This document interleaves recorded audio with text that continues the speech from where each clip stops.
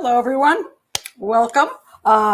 This is going to be a really, I want to say this is almost personal to me, not because I knew these two girls and not even because I knew anything about these two girls. And I thank whoever told me to do this particular case that I should do it because I wasn't aware of it. And I've been a traveler a lot of my life, and I've been in a lot of Central America. So, and I've done hiking. So this means a lot to me. So first of all, I just want to ask everybody who is live here if you can actually hear me. So before I go on, hello, hi Lisa. I have so many good friends here today. Are you hearing me? And Florence is here, and Nicole is here too. Okay, anybody hearing me? Okay, somebody tell me you're hearing me because I thought I had you trained for this. Are you not hearing me at all? Is there something weird going on? Because if something weird is going on, I need to know it. Oh, thank God. See, I thought I had you trained to just jump right in and tell me that so I don't waste a ton of time. Okay, you can see and hear me. That's excellent. All right, so this is going to be fun. And one of the things I want to tell you before I start doing this is I want you to feel what's happening down there in Panama. And what I mean by this is a lot of people who've been commenting on this case are doing it very intellectually. They're reading a lot of stuff and they're analyzing photos and they're analyzing, distances and all of this kind of thing. But they're not really feeling it. And some people have traveled like I have, and some people have not really done much traveling in their life. Perhaps you've never been out of the United States, or if you have been out of the United States, maybe you've been to Europe, or maybe you've been on a tour bus, which is pretty protected. Central America is a kind of a different animal. I have not been in Panama. I have been, I'll add Mexico in here, 5 times to Mexico. I've been to Nicaragua, Honduras, 2 times to Costa Rica.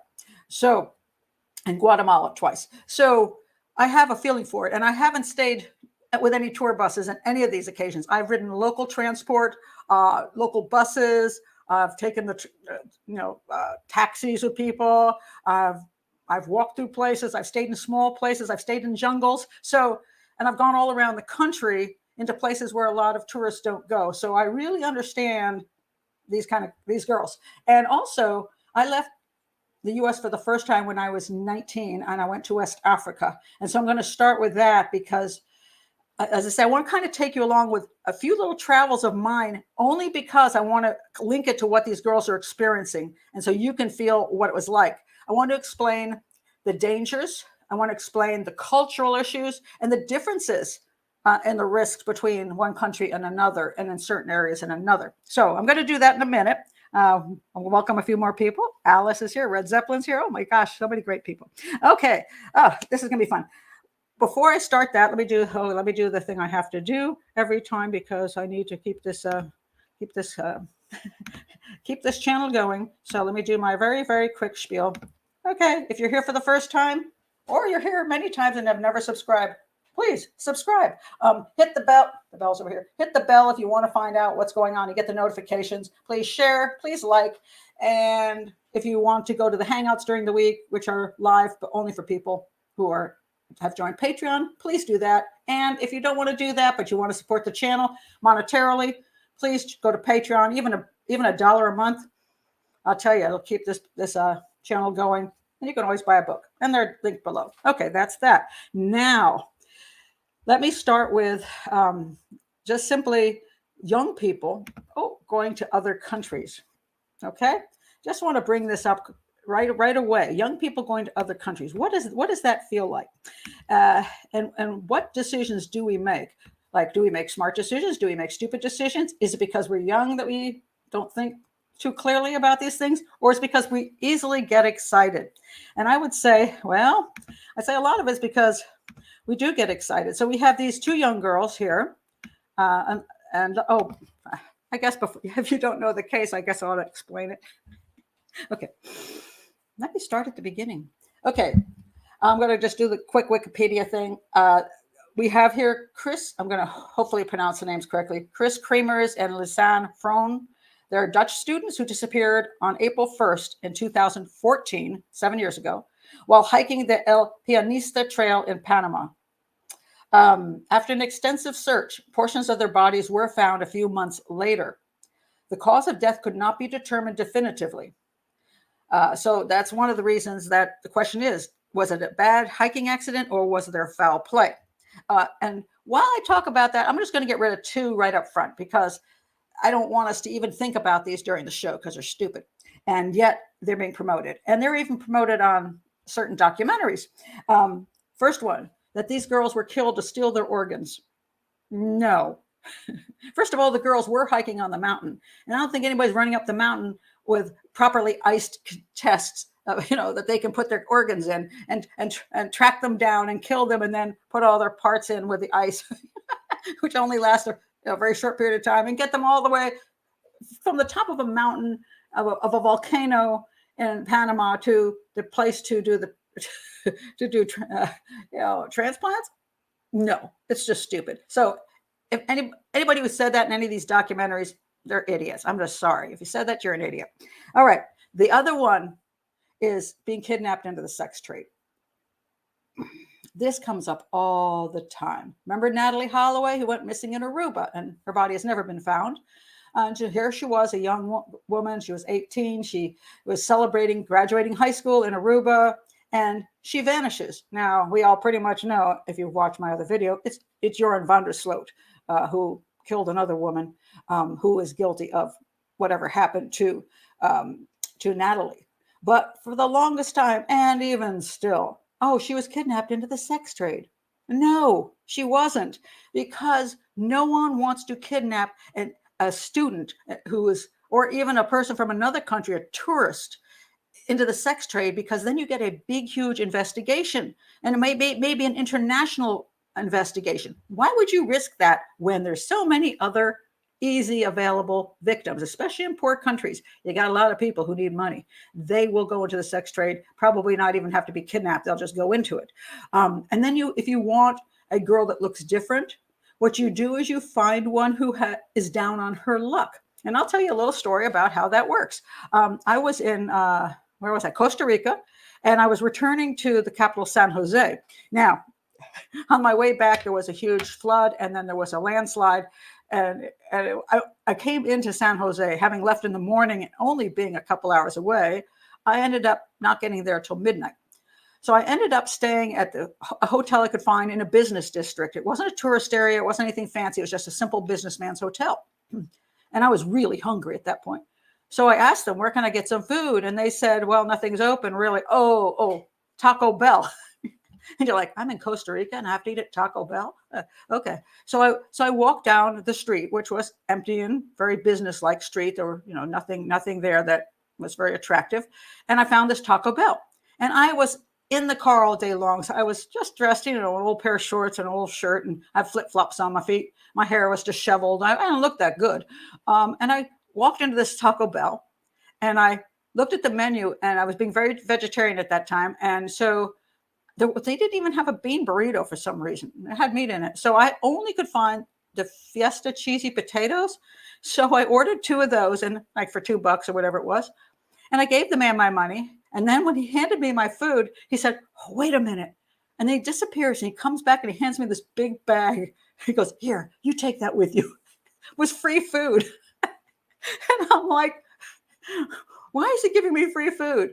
And then I realized he thinks I'm a hippie drug addict, because why would I be in that part of town unless I was really down on my luck? You know what I mean? So he figured I was like probably living on the street, maybe homeless, probably prostituting.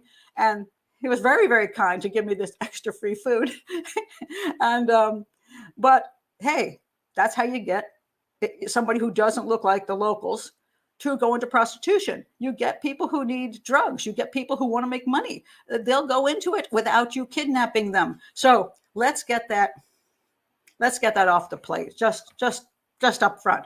Nobody's stealing the girls' organs, and no one was trying to get them into prostitution. That's not it.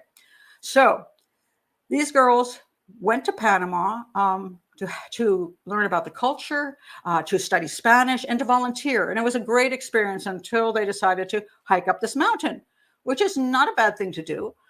Usually it doesn't hurt to get a guide to take you up. But the trail up the mountain was pretty straight and easy. People didn't, there were a lot of people on it, so you didn't really get lost. So that's what they did. They took this trail up the mountain. And then, unfortunately, for some reason, and this is what people don't quite know about, let me show you the picture of where they were. Let's see if I got out of the way. So here, this is called the Continental Divide. You can actually, see other countries from here. And so, the continents. And down here is the trail they took up to the top of this mountain. And so now they're at the top of the mountain, and they were supposed to turn around and come back down, and they were going to have dinner and then go on another tour, a real tour the next day. Well, they didn't turn around, apparently. They went over the mountain. And that there's a lot of questions about that. But we do know they were at the top of the mountain. Here she is. Yay, they're taking pictures of each other. They took a lot of pictures up to the top of the mountain and some after the mountain, after they went down. So we know they got to the top of the mountain, and no one was taking pictures of them. They were taking pictures of themselves. And they were happy. See, they're happy. They made it. They should have turned around and gone down, but for whatever reasons, they decided maybe it was still early in the day, and they were like, man, that hike was like nothing. We have nothing to do the rest of the day. Why don't we just keep going and go over the mountain? And they may have looked at, had an idea that the trail went where the trail didn't go. They might have thought the trail, when you go down the mountain, would loop around and come back to the town they were in. Didn't realize that's not the way it worked. And we don't know, because they were never seen again. So that's when the problem started. And I'll go through all the days of what happened, how many days they were out there. And there was, I believe it was, let me read you about this so I have it correctly. They went missing on the 1st of April, and then they didn't find their bodies for months, but they did switch on their cell phones trying to reach civilization. And the last time the cell phone worked was on April 11th. That means there's 10 to 11 days. They were out here at least. And nobody saw them theoretically, unless somebody was with them or unless somebody found them and killed them. There was foul play. But this is how long they were out there, and the phones prove that. So that's what we know for absolutely sure. But I want to get into some of the issues of what could have happened to them. Was it foul play, or was it a bad accident? And I think a lot of people do not understand both possibilities. Both possibilities are there. And so I'm going to be looking at those. So let me go to my first one. I just want to see if you have any comments along the way here as I'm getting to my video here. Oh my goodness, just more people. Nicole says, I'm not a fan of Taco Bell. Now, I kind of prefer the actual tacos. Why am I seeing... Wow, that's really weird. You see this? I have a weird shadow. Oh, it's coming in. I have a door here which has no block. And for some reason, I think it's the winter, and the sun has changed, and the light is coming in on me, which is never done before. Now I'm going to have to change my location to do my shows. Well, that sucks. Or I have to put up a curtain. That would require me getting a curtain. Oh, my God. This is just too much. This is what happens on live. You find out these things. Oh, about the sun. This is also true that near the equator, the sun goes down much earlier, and so it's down like at 6 o'clock there. So even though it was like April, it was 6 o'clock, boom, no light. So you have to make sure when you're hiking that you don't get stuck out in the jungle. And the light goes down on you. So that's really important. Christine says, put a shade up. Well, I've been here 8 years. I've never had to put a shade up. So, yeah, I'm just hoping the sun goes down really quick so you can stop seeing lights all over my body. Oh my God. All right. So I want to talk about my first trip overseas. And when I was 19 and the dangers that young people get into. So I'm 19, I'm in Togo, in West Africa, and I meet this German who says, hey, you want to go to Nigeria with me? And he was obviously a rich businessman dude. He's handsome.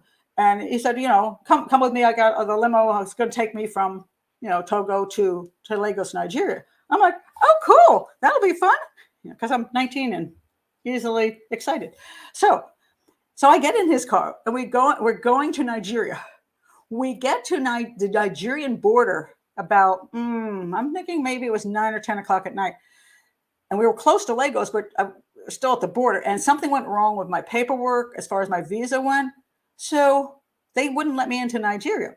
So they said, no, you're going to have to go back to Cotonou. And this is, at the time, it was called Dahomey. It's now called Benin. Cotonou, Benin, that's the capital of the country I was trying to get through at that moment, and fix your visa, and then you can come back. Well, my knight in shining armor who had the limo said, okay, well, hey, just take a taxi back there and I'll send the limo for you tomorrow. What a nice guy. Leave a 19-year-old girl at the border of Nigeria by herself. All right. So I get out of his limo. I'm standing there in the dark, and there's these pigs snorting around.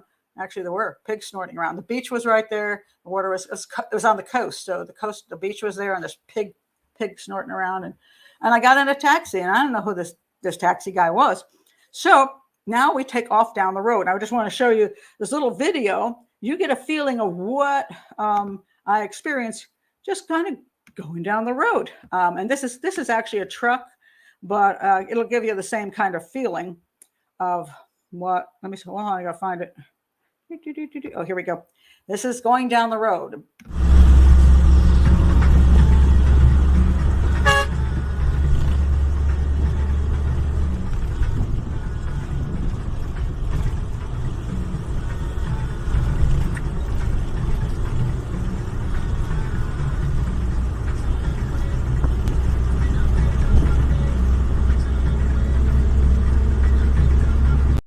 Okay, that's enough. See how dark that is? How kind of creepy it would be if you were a 19-year-old girl in that vehicle.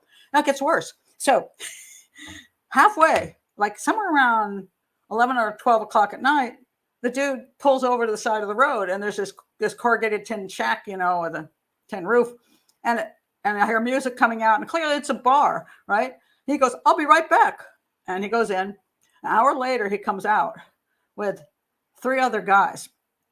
And so they get in the vehicle. Now I end up in the middle in the back, and the driver and the guy sitting up here. And then these 2 guys are there, and then they just take off. Now I'm going down that same creepy dark road, right?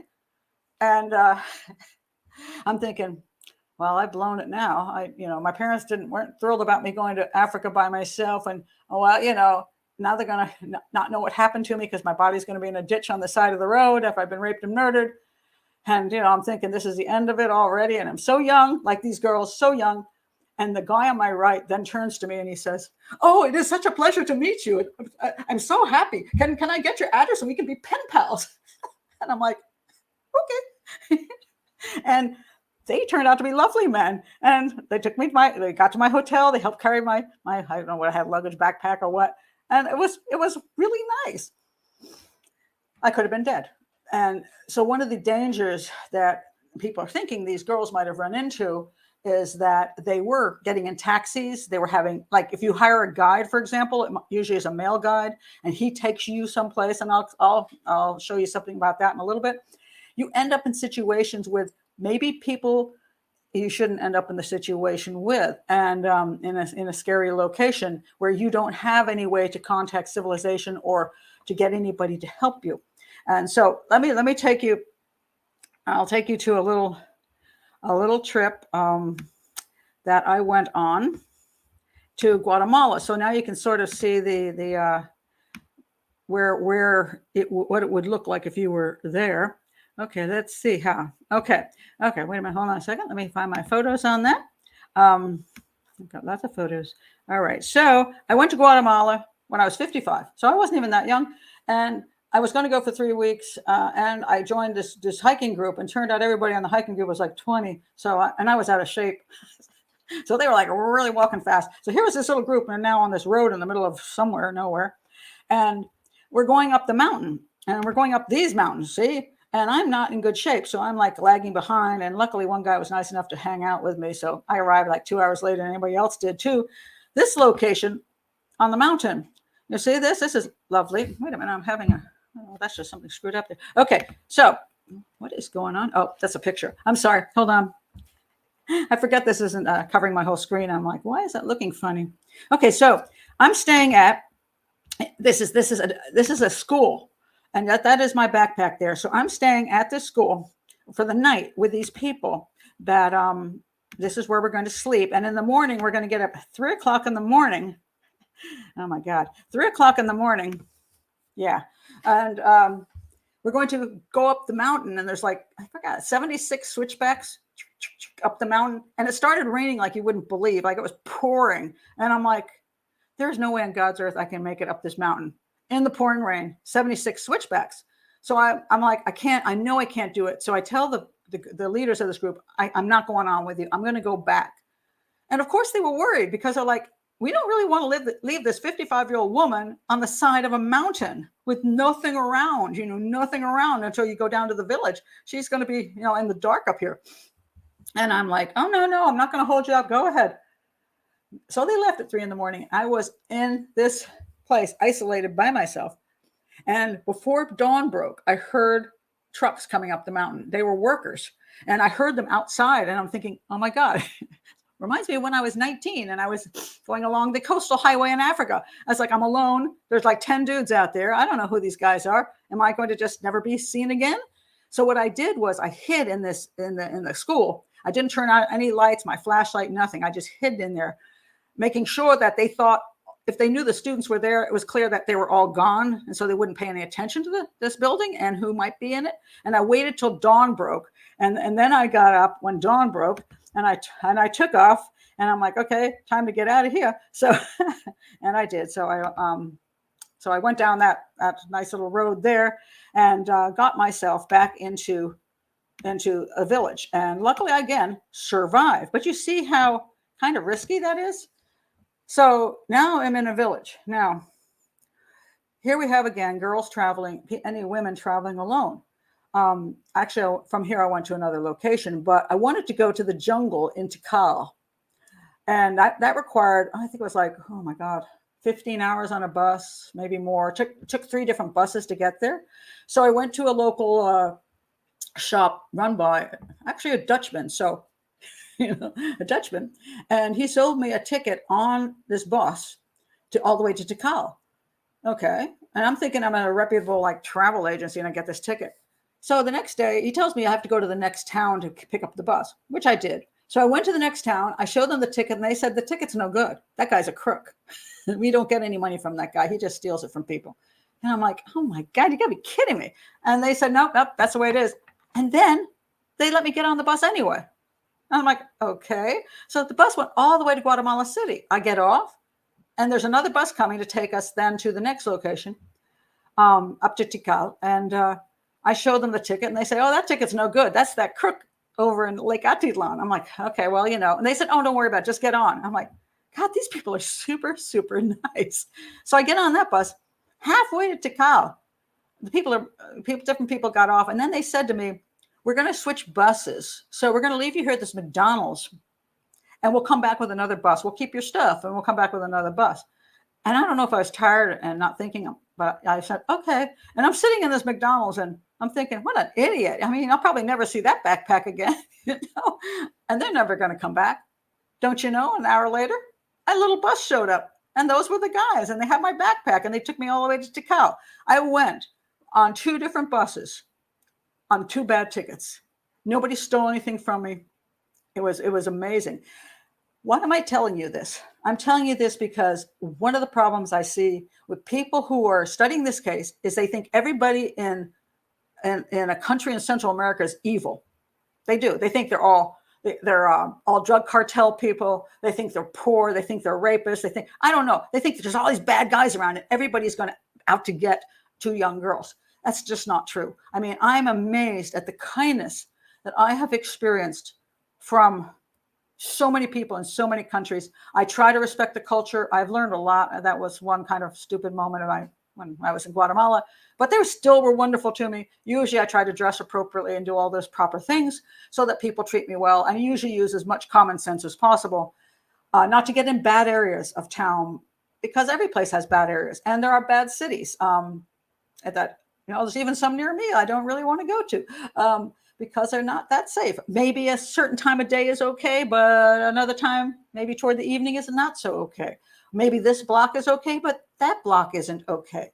So I just want people to understand, I have had wonderful experiences in all the countries I've been to, Mexico and Guatemala, Nicaragua, Costa Rica. I've had wonderful experiences in all those countries, been treated exceptionally well. So don't think that these girls, everybody is out to get these girls. They're all bad people around them and trying to do them in. Not true. Could they have been done in by somebody? Absolutely. Because every country has serial killers. Now, I know some people think only the United States has serial killers, or Russia, but no, there are serial killers in every country. So there could be a serial killer out there.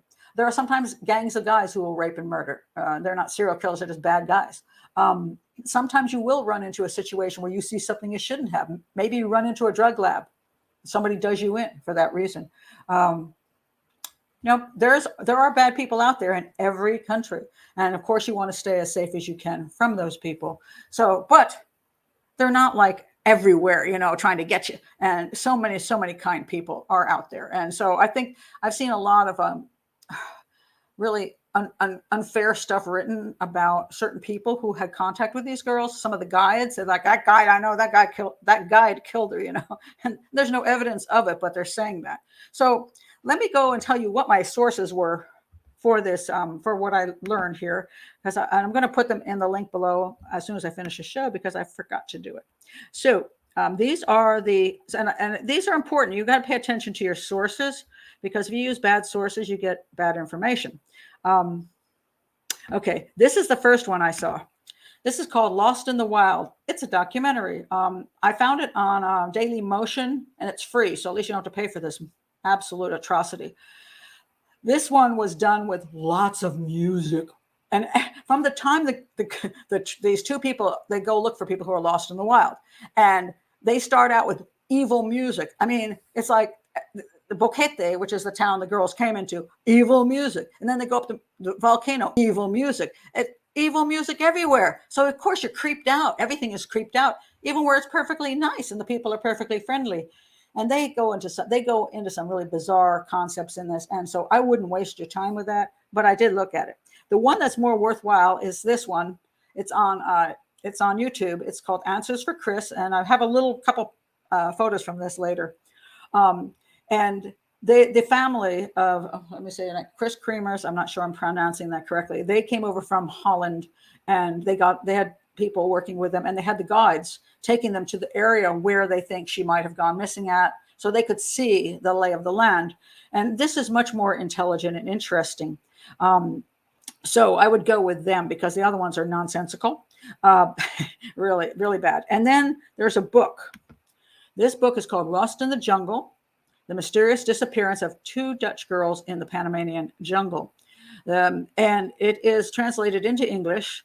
It is found on Kindle. You can just buy it on Kindle at Amazon. I'll put that link below. It's a little dry. It's a little long, but they contact all these different people with all these different theories, and they really go through them. And I think they do a thorough job of it. And then at the end, they have a determination that was made, and one of these people here is a prosecutor. I thought the determination was excellent. In fact, I wouldn't mind stealing it because it was really good, and so I want to recommend that highly. All right, so those are the materials I used, along with Wikipedia and a few other things. So then the question comes down to, okay, the girls go up on the mountain. All right. So now I want to show you about something else that we are not too aware of sometimes in this world that we live in, and especially certain countries that we live in. We're not aware of this. Okay. So the girls, okay, here they are, top of the mountain, right? Yay, everything is great. Everything's fine. Remember these trails I showed you? Okay. So they're there, right there at that, basically at the Continental Divide. They're there. They should turn around and go back. And there is, you know what they don't have? And I'll show you in this next picture. That's now a sign. You can't really read the thing. But basically, this is a sign that has been put up since the girls went missing that says, don't go over the mountain. Don't do it. It's not safe. And we're so used to in many of the US and Canada and Europe, many countries across, just many countries have very good signage. They tell you don't go in the water because there's riptides there. Don't get too close to the edge of the if you're going to look at the Grand Canyon, they got something up that says don't get too close to the railing. And we have things like guardrails on our mountain roads, where places like this, there's no guardrails. You're like, I'm going to go over. Safety is not as big a deal. And so you don't think that it is. So I just want to show you an interesting thing. When I went to Egypt, I went to the zoo with my daughter, and we're walking around the zoo, and the guy comes up to us and he says, "Hey, you want to pet a lion?" Cool, man. I want to pet a lion. Now, do you think in an American zoo they would let you pet a lion? No. And they don't let you do that because they don't want to because you're going to sue them if something happens.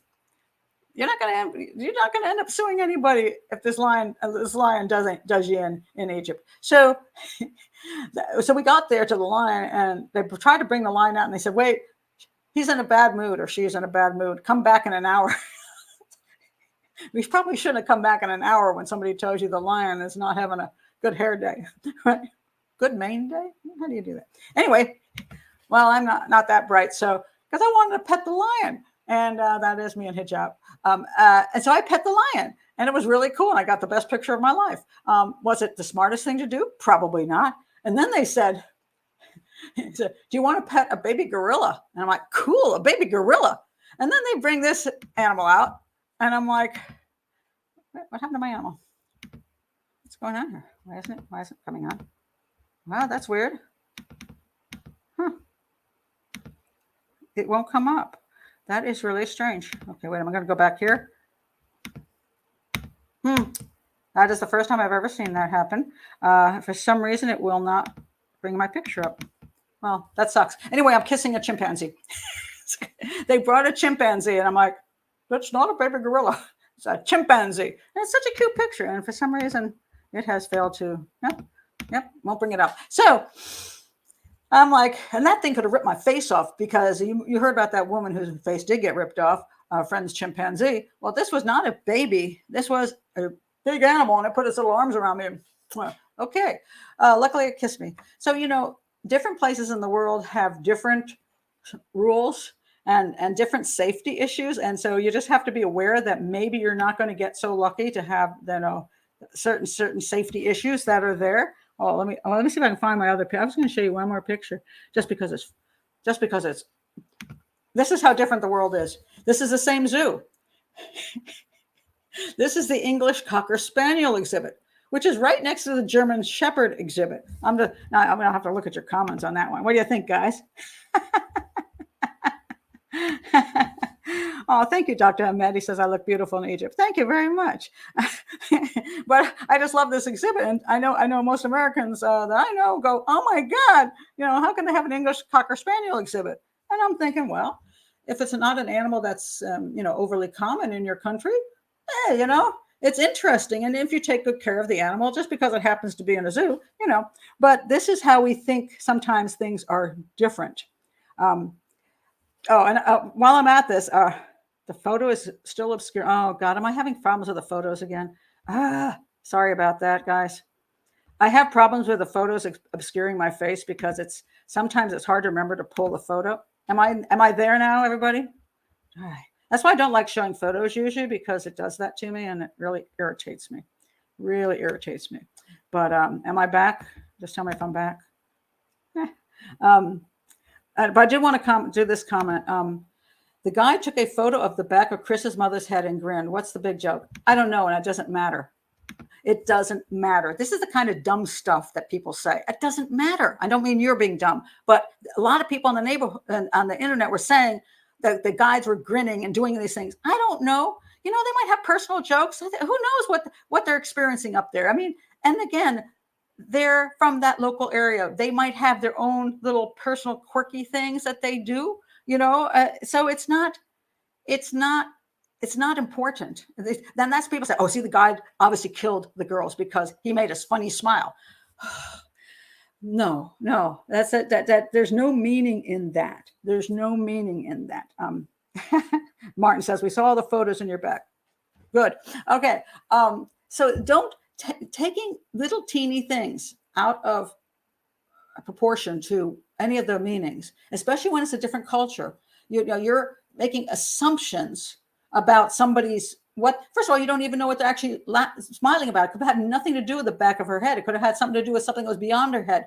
Just don't know. It could have been a private joke that somebody laughed about. and they were still laughing. We don't know. So I get frustrated with that because as a person who's been in front of the camera a lot, I've had people put up pictures of me and say, look, she's mean. Look at her mean face. Well, it might be I just dropped something on my damn foot, and I was like, oh, okay, see, if I do this long enough, somebody will click that picture, it'll be all over the internet. And somebody will say, see, that's the kind of person she is. So there's another photo, and I'm going to show that to you. So because I think this is another photo, which is where exaggeration comes in. And so I'm actually glad you pointed that out. So so they're going over the mountain now. So they are up on top of this mountain. All right. And so now they're on top of the mountain. They do not have that cool little sign, do they? So they're just up there, and they make this decision at this point. Well, it's still early. Let's go over the mountain. And this is proven. They went over the mountain, and they're going down the trail. Now, let me show you the last photo. And this is the last photo. Now, this photo, okay? Once Nicole said, once someone said I was making an evil expression, but I was stressed. It's like, and this is a great example. This photo shows, I forgot which, is it Kris? And this is the last photo they took as them walking along. And this has now been interpreted as she looks upset.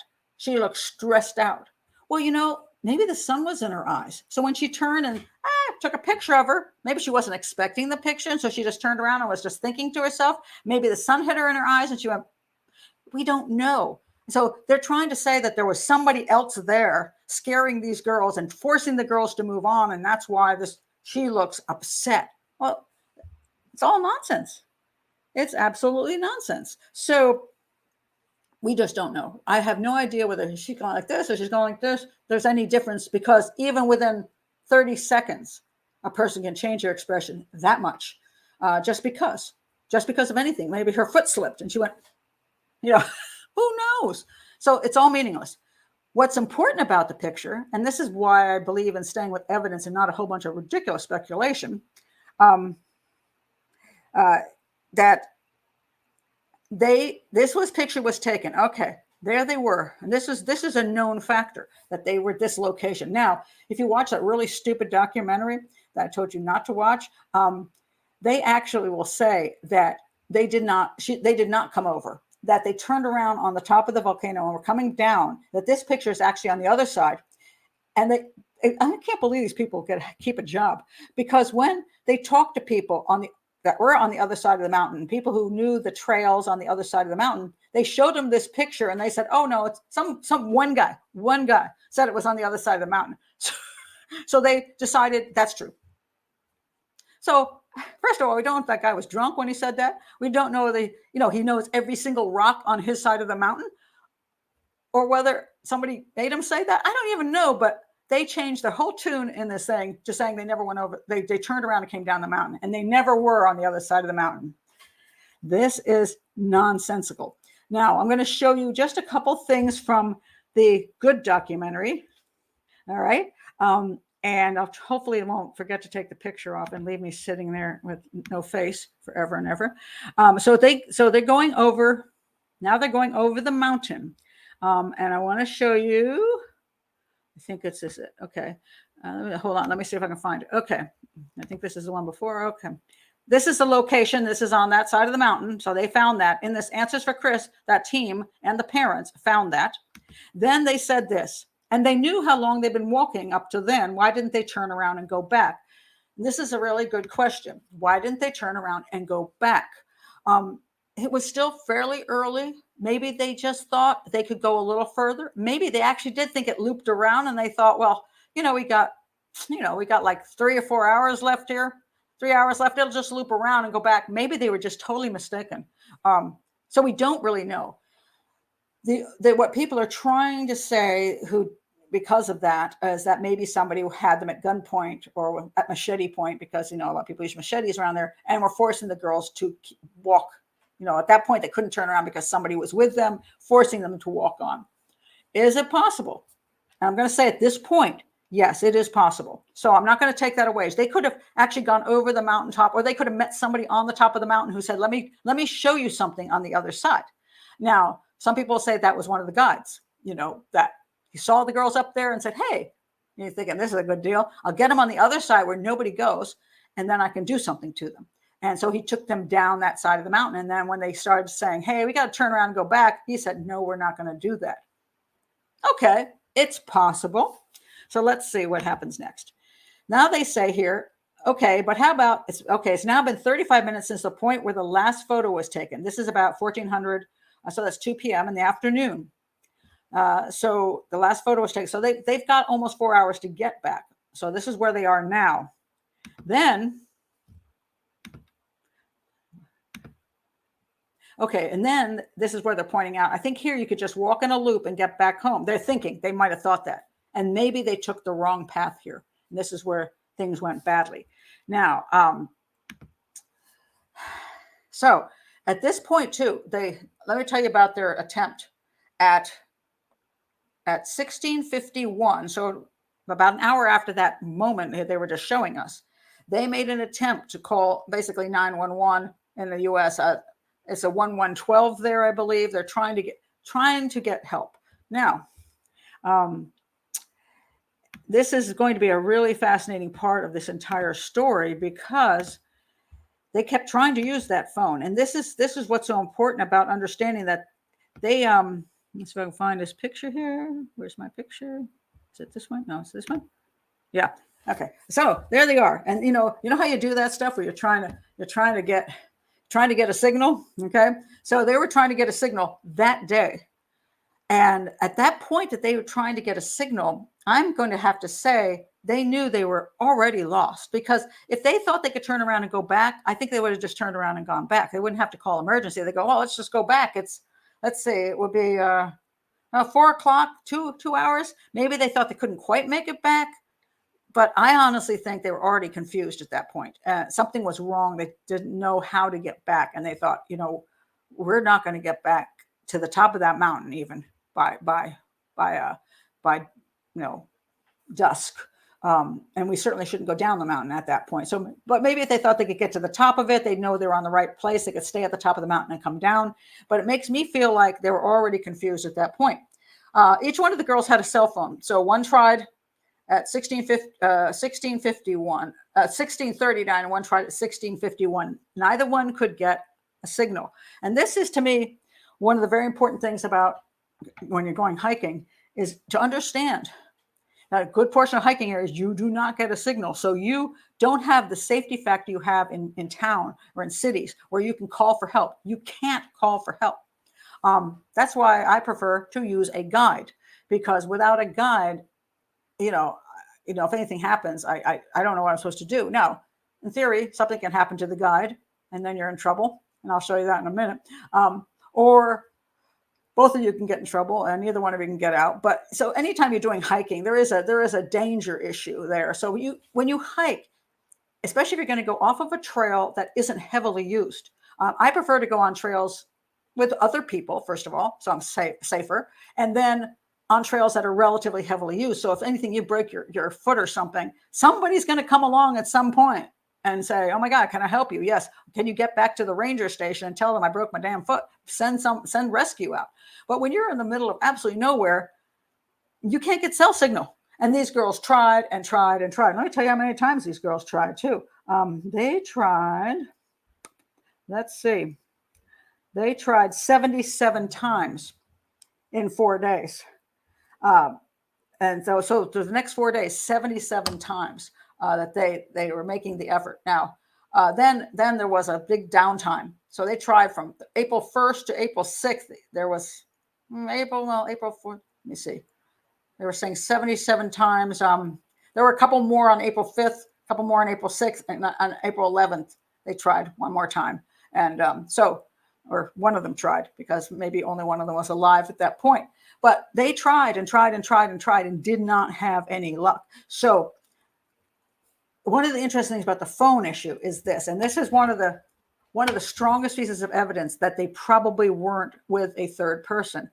And here comes a part about, okay, so let's say some guy has them get, he's got a gun, he's got a knife. He's like, move along. We're going to take you into the jungle and I'm going to do things to you. Well, I'm that dude. The first thing I do is take away their backpack.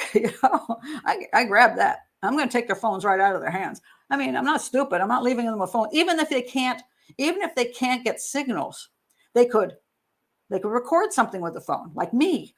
They could leave a message, and maybe somebody would find that. Maybe they could throw it down on the trail, and maybe somebody coming along finds the phone on the trail and finds the message. I'm not going to take that chance. I'm going to get rid of those. I'm going to get those phones out of those girls' hands. So either I'm going to have them or I'm going to throw them away completely. And in the middle of the jungle, if you don't need the phones, you just turn them off and you just chuck those suckers into a river or chuck them, just bury them in the ground. They're gone. The girls don't need them.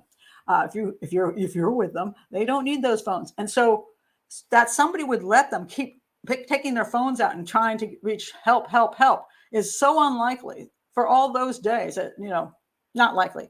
The next thing about that is because the girls used the phone for so many days, it's also unlikely that anybody took them further and further into the forest. Why? What would be the purpose? If you're a creepy dude like that, let's say the guide was a bad guy, he's only going to take them as far as he needs to. Then he does what he wants to do to them, eliminates them with his machete or whatever, and then he just disappears back into his world. He's not going to hang out in the forest with them for 10 days. I mean, people are going to say, where did that Jose guy go?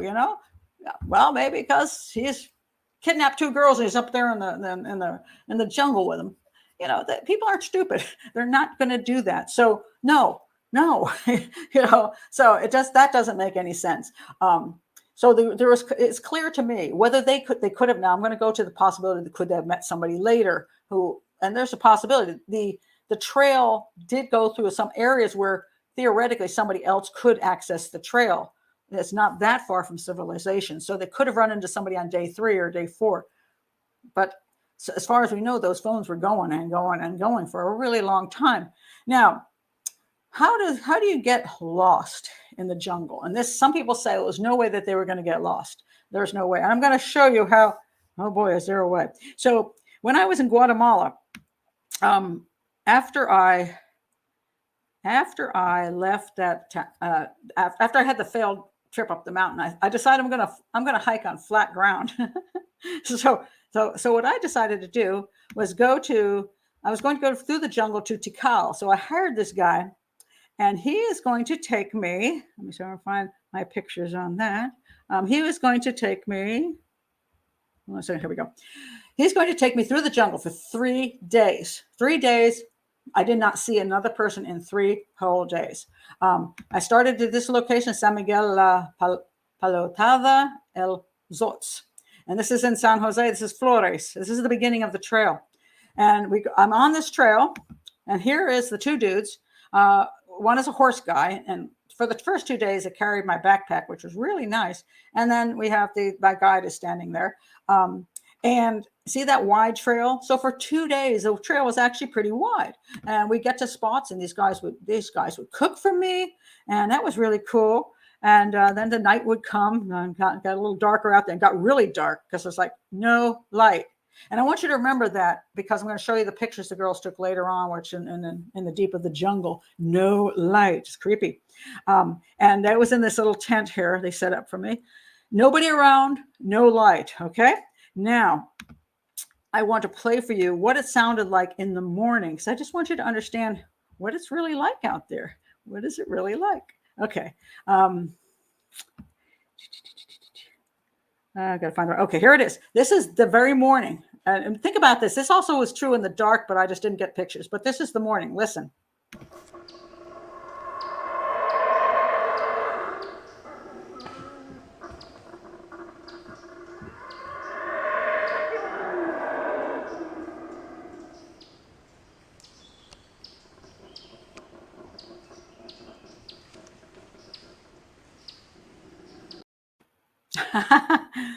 Does anybody know what that sound was?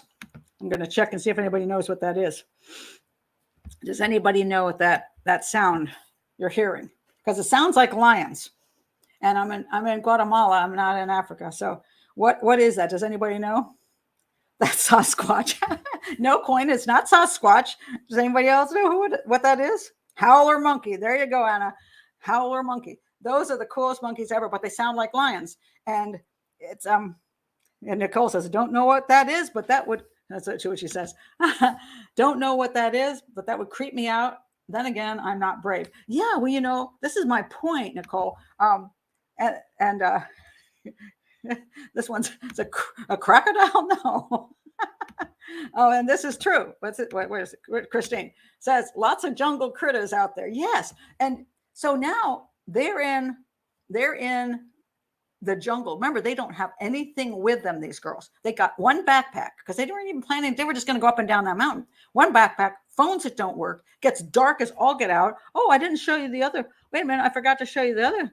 A little picture after my tent picture. Where is this cool picture? Okay, where is it? Here it is. I didn't show you this one. What is that? That was in my tent. I don't know what that is, but it was in my tent. So the problem is extremely dark at night.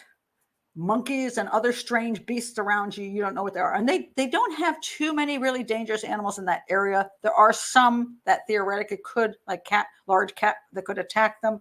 But the early morning suns made by my husband. You have a howler husband.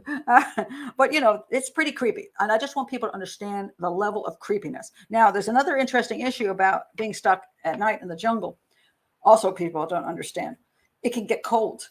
If you've been wading through water and stuff during the day, getting damp, and you don't have sweater, you don't have a coat, it can get cold in the jungle. And they don't have any jungle skills. They don't have to warm themselves up or hide. So they're all night long in this dark, horrifying jungle, freezing. It could be very cold. I mean, that is very possible. So you can actually get hypothermia in the jungle, which people don't recognize. Another very interesting point is they don't have any food at all. At all. I think there was supposedly somebody said there was like a empty Pringles thing. So they might have had like a can of Pringles they already ate, like on day one. Now, anybody who knows me knows I understand fasting. I've fasted in my life. I have fasted for 20 days straight on water. Okay. And I played pickleball and table tennis and did walks during that time. I was fine. Let me tell you though, I was overweight. So when you're overweight, that extra fat is what you burn. And so you can go a really long time if you're overweight, not eating. These girls weren't overweight. They were the right weight. So when they started not eating, they stopped eating, didn't have any food. They don't have any fuel for their bodies. And so fasting for them is not a cool thing. And I'll tell you, day 3, I want to point out day 3 of fasting. The first day you're really hungry and you just wish you could eat. You wish you could eat. The day 2, you're like, oh man, why can't I really feel like eating. You're feeling a little like, oh, I want to eat some food. Day 3, you feel like crap. Now, this is especially for people who've never, ever not eaten for periods of time. They feel like crap. Day 3, some people give up right then and there. That's the day that kills fasting for people. They feel sick. They feel nauseous. They feel weak, and they give up and they eat. Well, these girls on day 3, they're in the middle of a jungle. They can't give up. They're still walking around and can't get food, and they're feeling horrible, and they can't do anything about it. Then it goes on to day 4 and day 5, and all their energy is being depleted. So it's only so long you can go without eating. In a circumstance, they're also walking.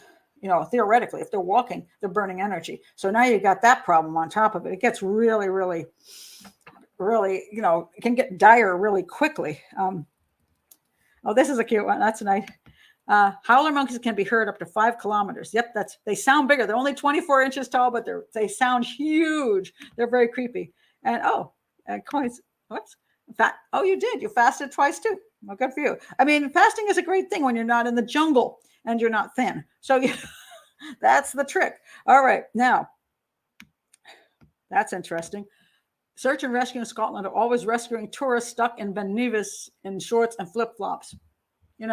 People go out, and the problem is they go out and they go out not assuming they're going to have a problem. So that's why they took their little day pack with almost nothing in it. It's not going to be a problem.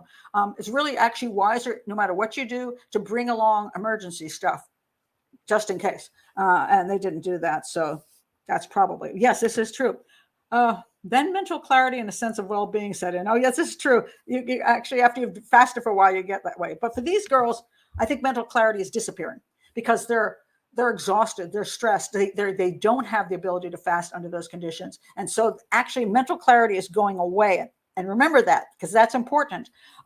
If you're getting lost out there and you're trying to figure out how to get back, you've become confused real quickly. I want to show you my video of, so I go to the jungle. I'm in this jungle now, right? I'm going to show you me walking through the jungle behind my guide. Now, when you see this, you're going to see why those girls could get confused really quickly. I just love this video. It's like, wow, that is just really kind of shows you the way it is. Okay, hang in there. So it's 1 minute long, but pay attention.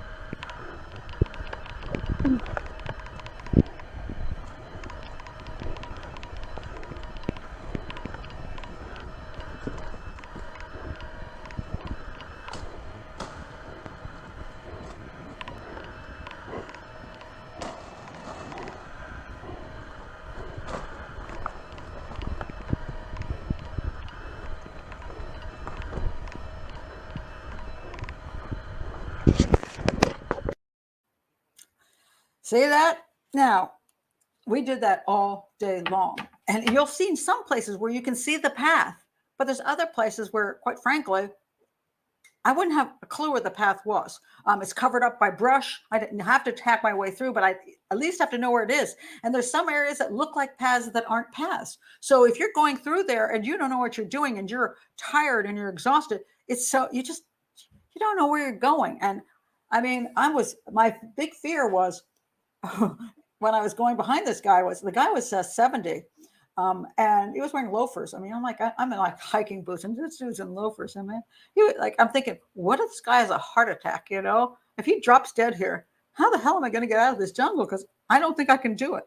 I mean, I can try to backtrack, and look where he hacked away at things. But what if I confuse a falling branch, cut something? It looks like the path is that way because the leaves were gone on that spot. So I go that way, and then once you do it once, then you're doomed. That's the whole point. One time.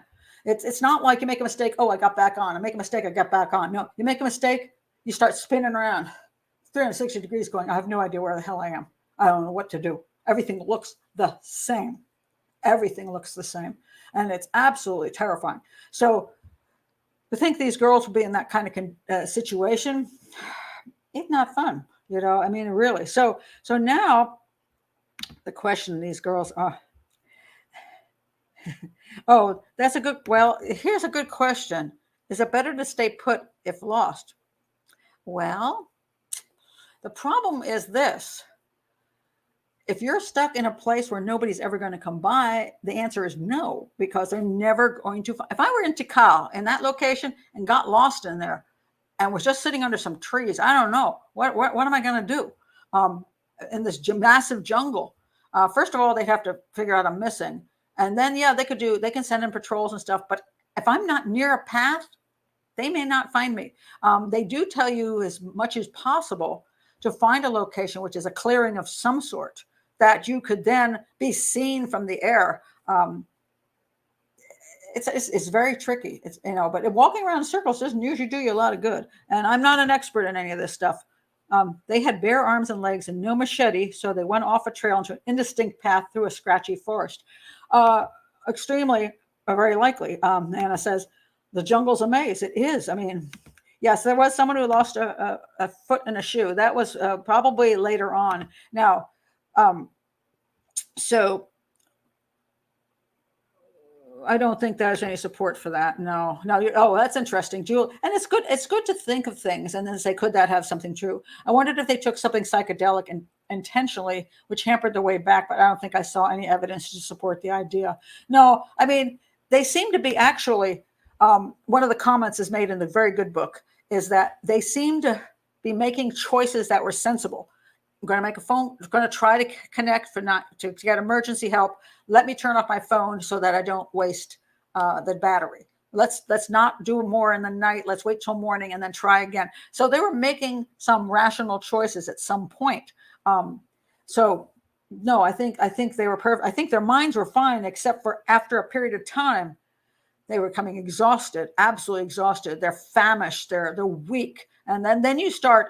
And there's a thing which I thought was really interesting. I was reading about, which is where in a sense you have jungle insanity because everything looks the same. You start getting to the point where everything is like it's like you can't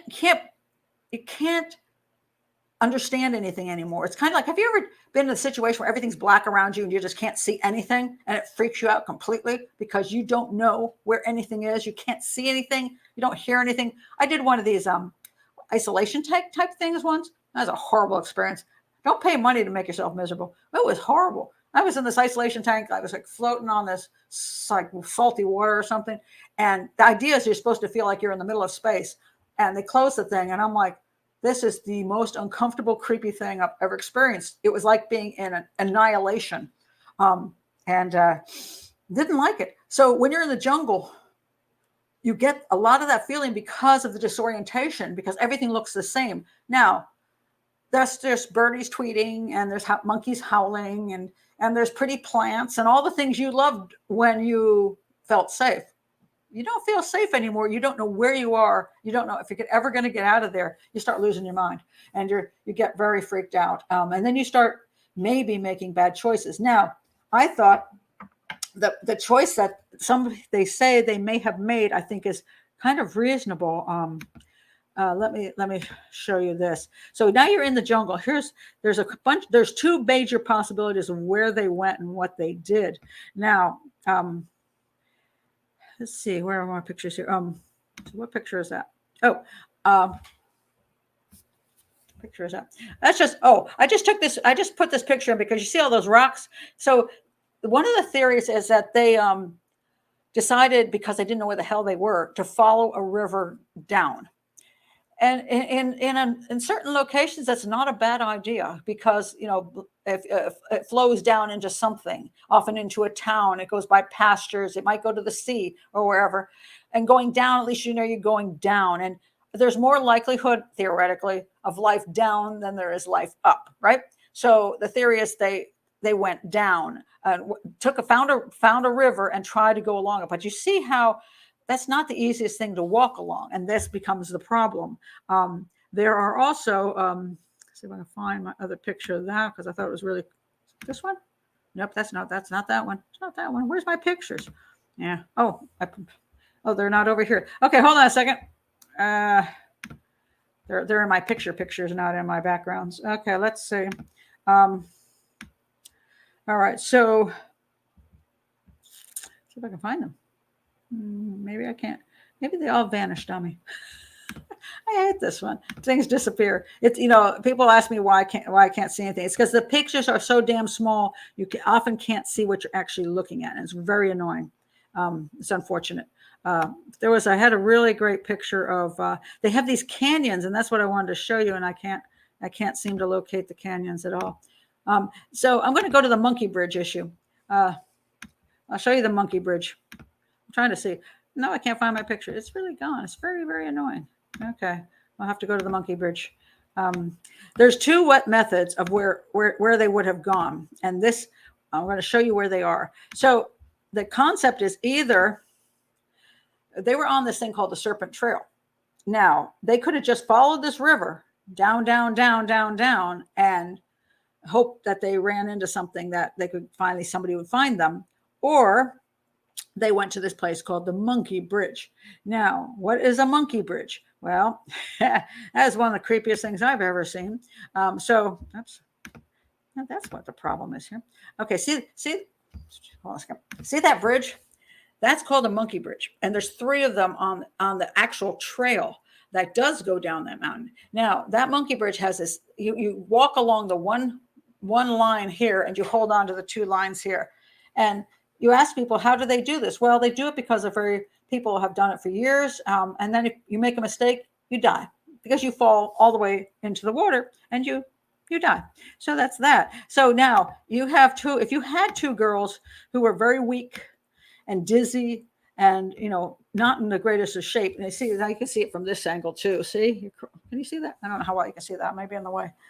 She's walking across that. That's in the very bad film. But if you want to see her trying to walk across the monkey bridge and trying to kill herself, that might be worth doing. So it's a really scary thing. And some people say there's no way in God's earth that these girls would do that. That's just too freaking scary. I wouldn't do it. There's no way I'd do it. But then again, let's say you got to that monkey bridge.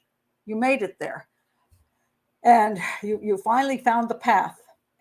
And you thought, we're going to keep going down the path. Thank God we're on a path. And you decided but then you get to the monkey bridge and you go, what the hell? I got to go across this bridge and I got to try to balance and not fall off this bridge, and you think the only hope is on the other side. Might you do it? You might. Or you might try to traverse the water. See, it's rushing water. You might try to go across rocks instead, which is probably not wise because that's why they have a bridge. If you're going to build a horrifying bridge like this, it's probably because it's very hard to get across the water on the stones. But at some point they might have tried to do that, or they might have been in an area which had steep they had these cliffs coming down, these rocks coming down, and the water's going through, and you're trying to crawl along those things and not fall. And it appears because one had a broken pelvis, another one had a fractured foot. I'm going to say that one of them fell and the other one tried to catch that person, and they both became very injured. Now, once they got injured and they're out in the middle of this, and I believe they got injured. They're trying to think of when they would have gotten injured. Probably, maybe 4 or 5, 6, 8 days in. There's a lot of discussion over how far along they were. The 2 of them were alive, I believe, at least until April 4th. That's 4 days in. Both of the phones were working. One of the phones died, so we don't quite know at that point whether just the phone died or the girl died with the phone. But on April 5th, what is interesting is one of the phone, there was a phone call made. They tried to get, emergency again. And the person used a pin to get in. And that was Kris's phone. And then later in the day, there was another attempt without a pin.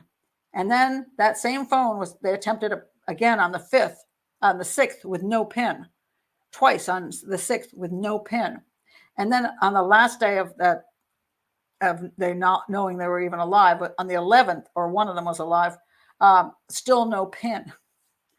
Now, some people will say that that's because the killer got their phone and they died and couldn't use the phone because there was no pin. But that makes no sense because again, somebody's trying to get help. I'm going to say Kris died at that point, and the other girl was trying to use her phone and didn't know the pin. The other possibility is at a certain point you can't think straight anymore. Sometimes I can't remember my pin, and I'm theoretically okay right now. But if you're exhausted, your mind just may not be able to. Your memory goes, and so maybe the memory went. But I think one of the girls died, and the other girl tried to use her phone and could not. She couldn't get the pin. So it looks like to me the 2 of them had a tragic accident trying to find their way back to civilization. They fell at some point. And let me show you what happened then is the girls were missing for this really long time, and nobody knew what happened to them. And then finally one day these people. There's this town. Where's the town? Okay, hold on. Way up on the mountain.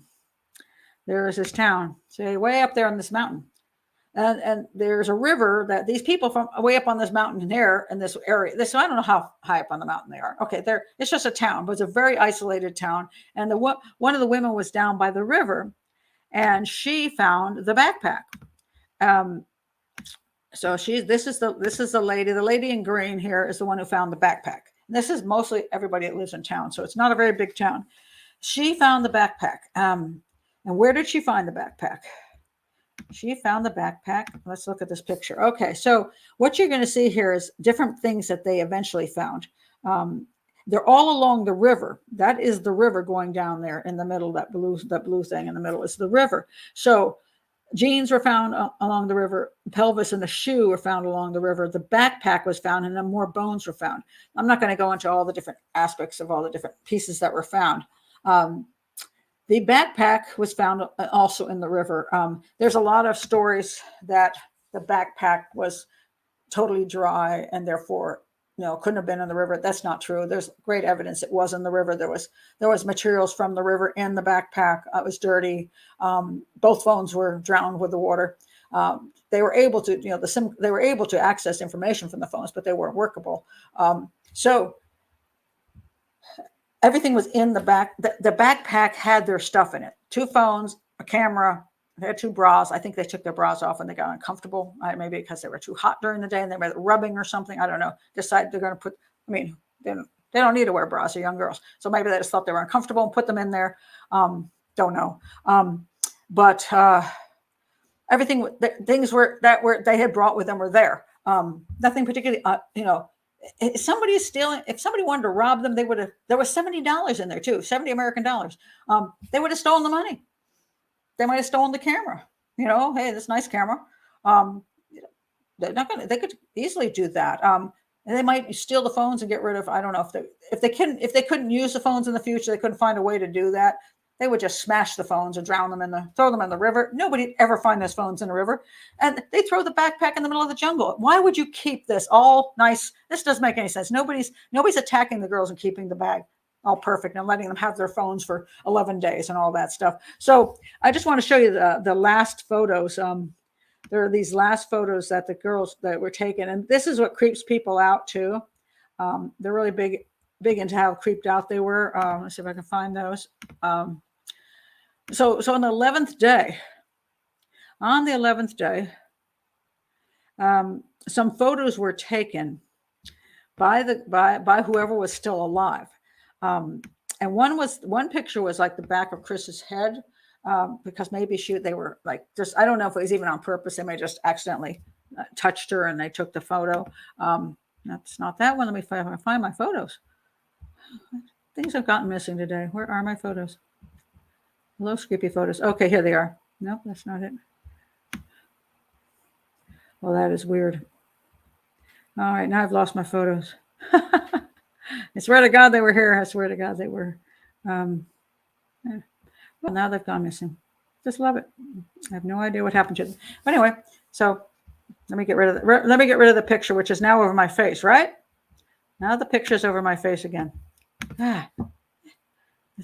So I don't like using the pictures because they cover you up, and then you forget to click on them again, and you don't even know that they're still up there. So anyway, the girls, the last day, there were a whole bunch of pictures taken of like the sky and the ground and the back of Kris's head and a rock. And they're creepy because they're in the dark and all these pictures flash on the last day. And so people say, what was the reason that happened? Well, I'm going to say the reason that probably happened was, well, either she was losing her mind, her friend was dead, and she was just clicking because she was kind of going crazy, or she was trying to use the camera trying to make the flash go so she could see what was around her. Some people theorize that.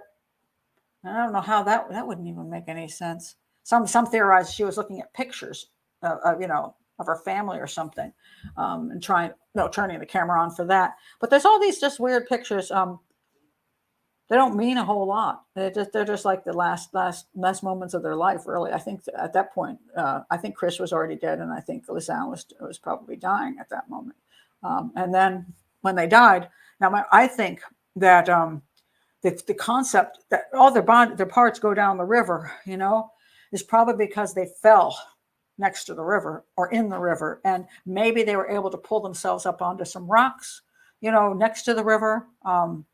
And that's where they died, was right on the side of the river or on the rocks of the river. And then the water just eventually pulled their bodies in, and they hit all the rocks, and that's what happens. Or their bodies eventually disintegrated on those rocks over time. It's the jungle. They decompose very quickly. And then, eventually the bones bleach in the sun, and then eventually, water, there's lots of rushing water there. So when you have really big rain there, people don't realize how strong that rain is. It's huge. It's torrents. So you suddenly have torrents coming down, just pushing everything forward. So you can lie out there and, if it's drier, you can just lie out there and decompose until you're mostly bones. And then the torrents hit and break up your body and smash it up. And eventually, your body, pieces of you are found way downriver, which is where they were found, way downriver. So, getting back to just, who did the girls do themselves in, or did somebody else do them in? I have not come up with anything that makes any sense that anybody did anything to these girls. Clearly, they were alive for 11 days, and I don't see any killer hanging around them for 11 days. I just don't see the point in it. Usually what happens is they just attack you and kill you. I mean, if you're going to rape and murder somebody, you want to get it over with so you can go home for dinner. That's the way life works. You're not going to guide them through the jungle day after day after day. It's just, makes no sense. You wouldn't leave them with their phones. That makes no sense. So I think they made a really, really unfortunate choice when they decided, let's go a little further. And it's one of those things. I don't know how many of you in life have, you had a choice and you decided, I'm going to stay a little longer, and you shouldn't have stayed a little longer. You shouldn't have done it. You should have gone home. You shouldn't have made the choice you made. But we all do that. And we do that a lot of times because we want to live life. We want to enjoy life. I mean, I've traveled around the world. I'm much smarter than I ever used to be. As I traveled more and more, I got smarter and smarter about choices that I made.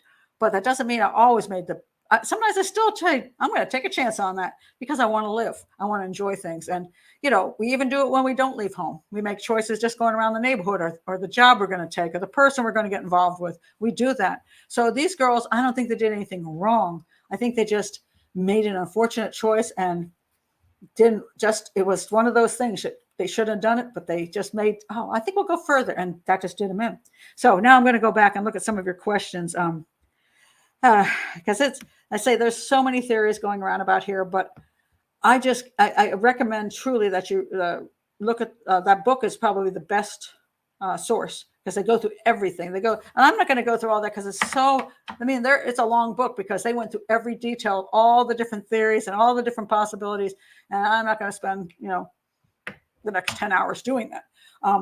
But their conclusion at the end was so damn. I was like, I'd already thought of that conclusion, but the prosecutor and I just were like, prosecutor's saying what I'm saying. So isn't that cool? So, good for her. She came up with the same thing I came up with. I think it's a her. So let me look at some of your comments because, oh my God, there's a lot of them. Let's see if I can go back a little ways because I know some of you are getting some points.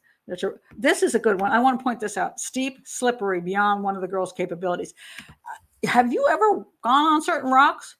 You slide really easily, and you can slide down the side of when I went to Guatemala, before I went to one of the outfitting stores, and they told me to get those sticks. You pull them out, you walk with the walking sticks essentially, and I bought them because they told me to. My God, was I happy to have those suckers because when I was going down that slope, especially going up was much easier. Going down, you keep skidding. and you lose your balance and you slide on very wet ground.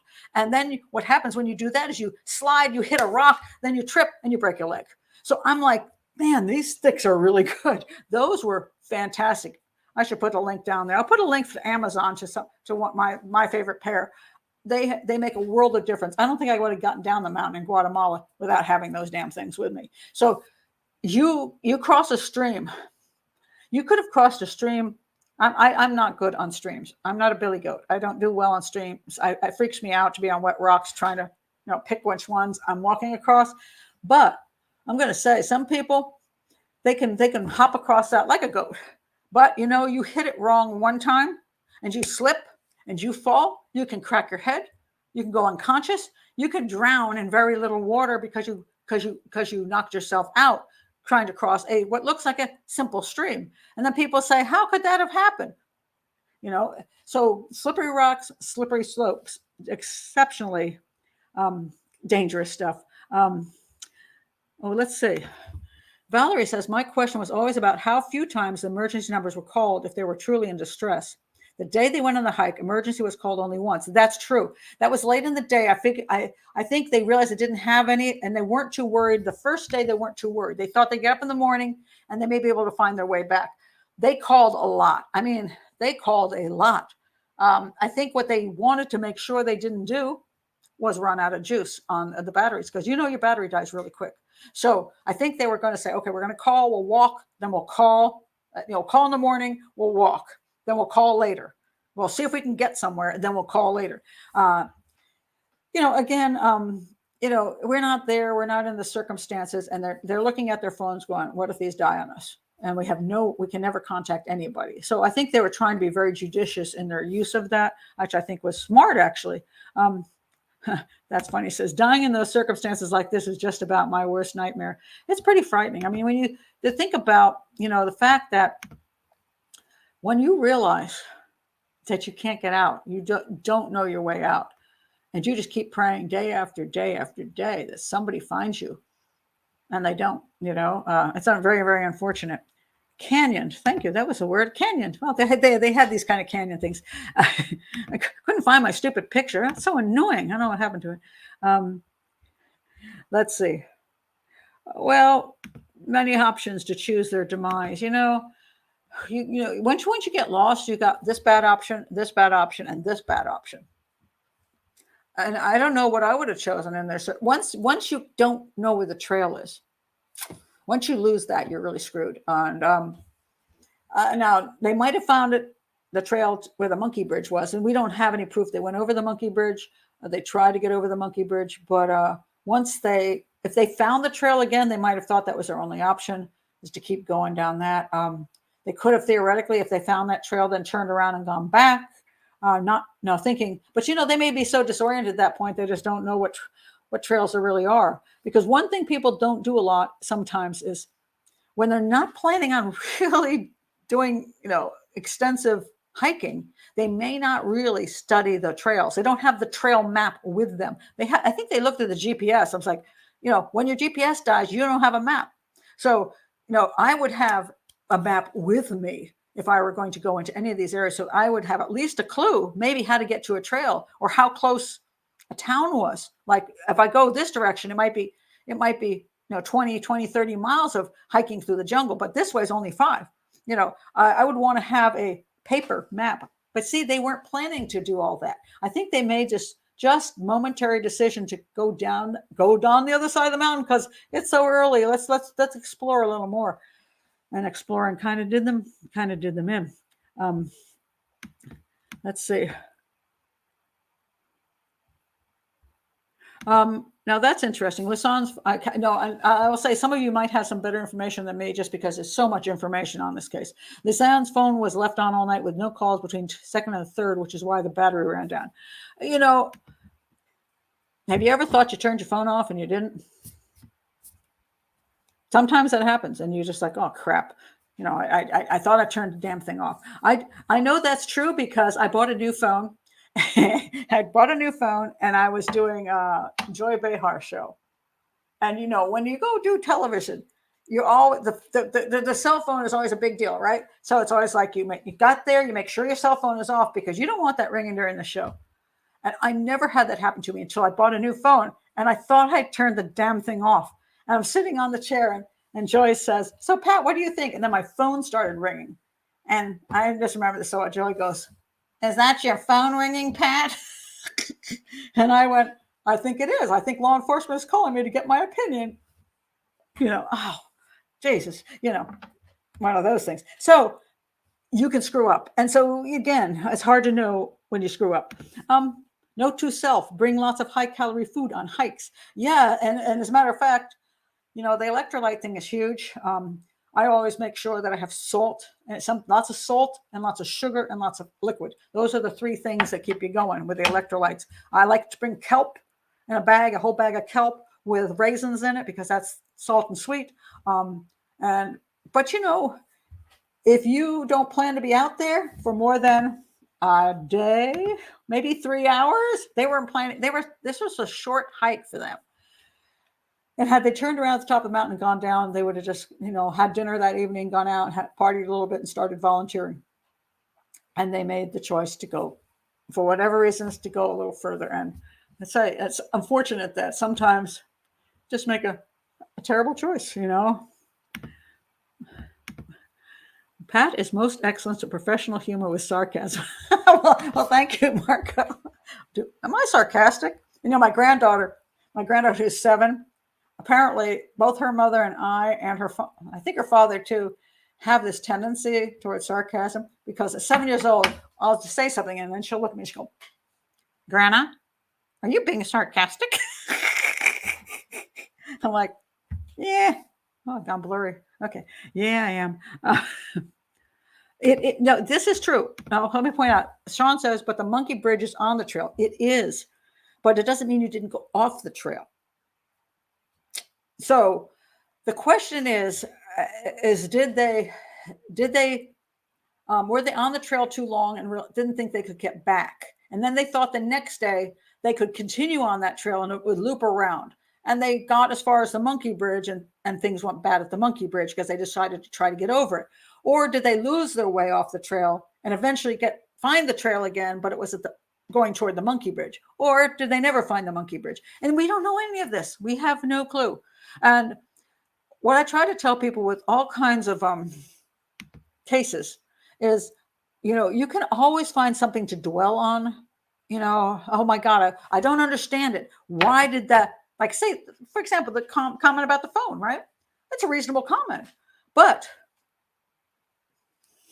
can we answer that? Did she just make a mistake?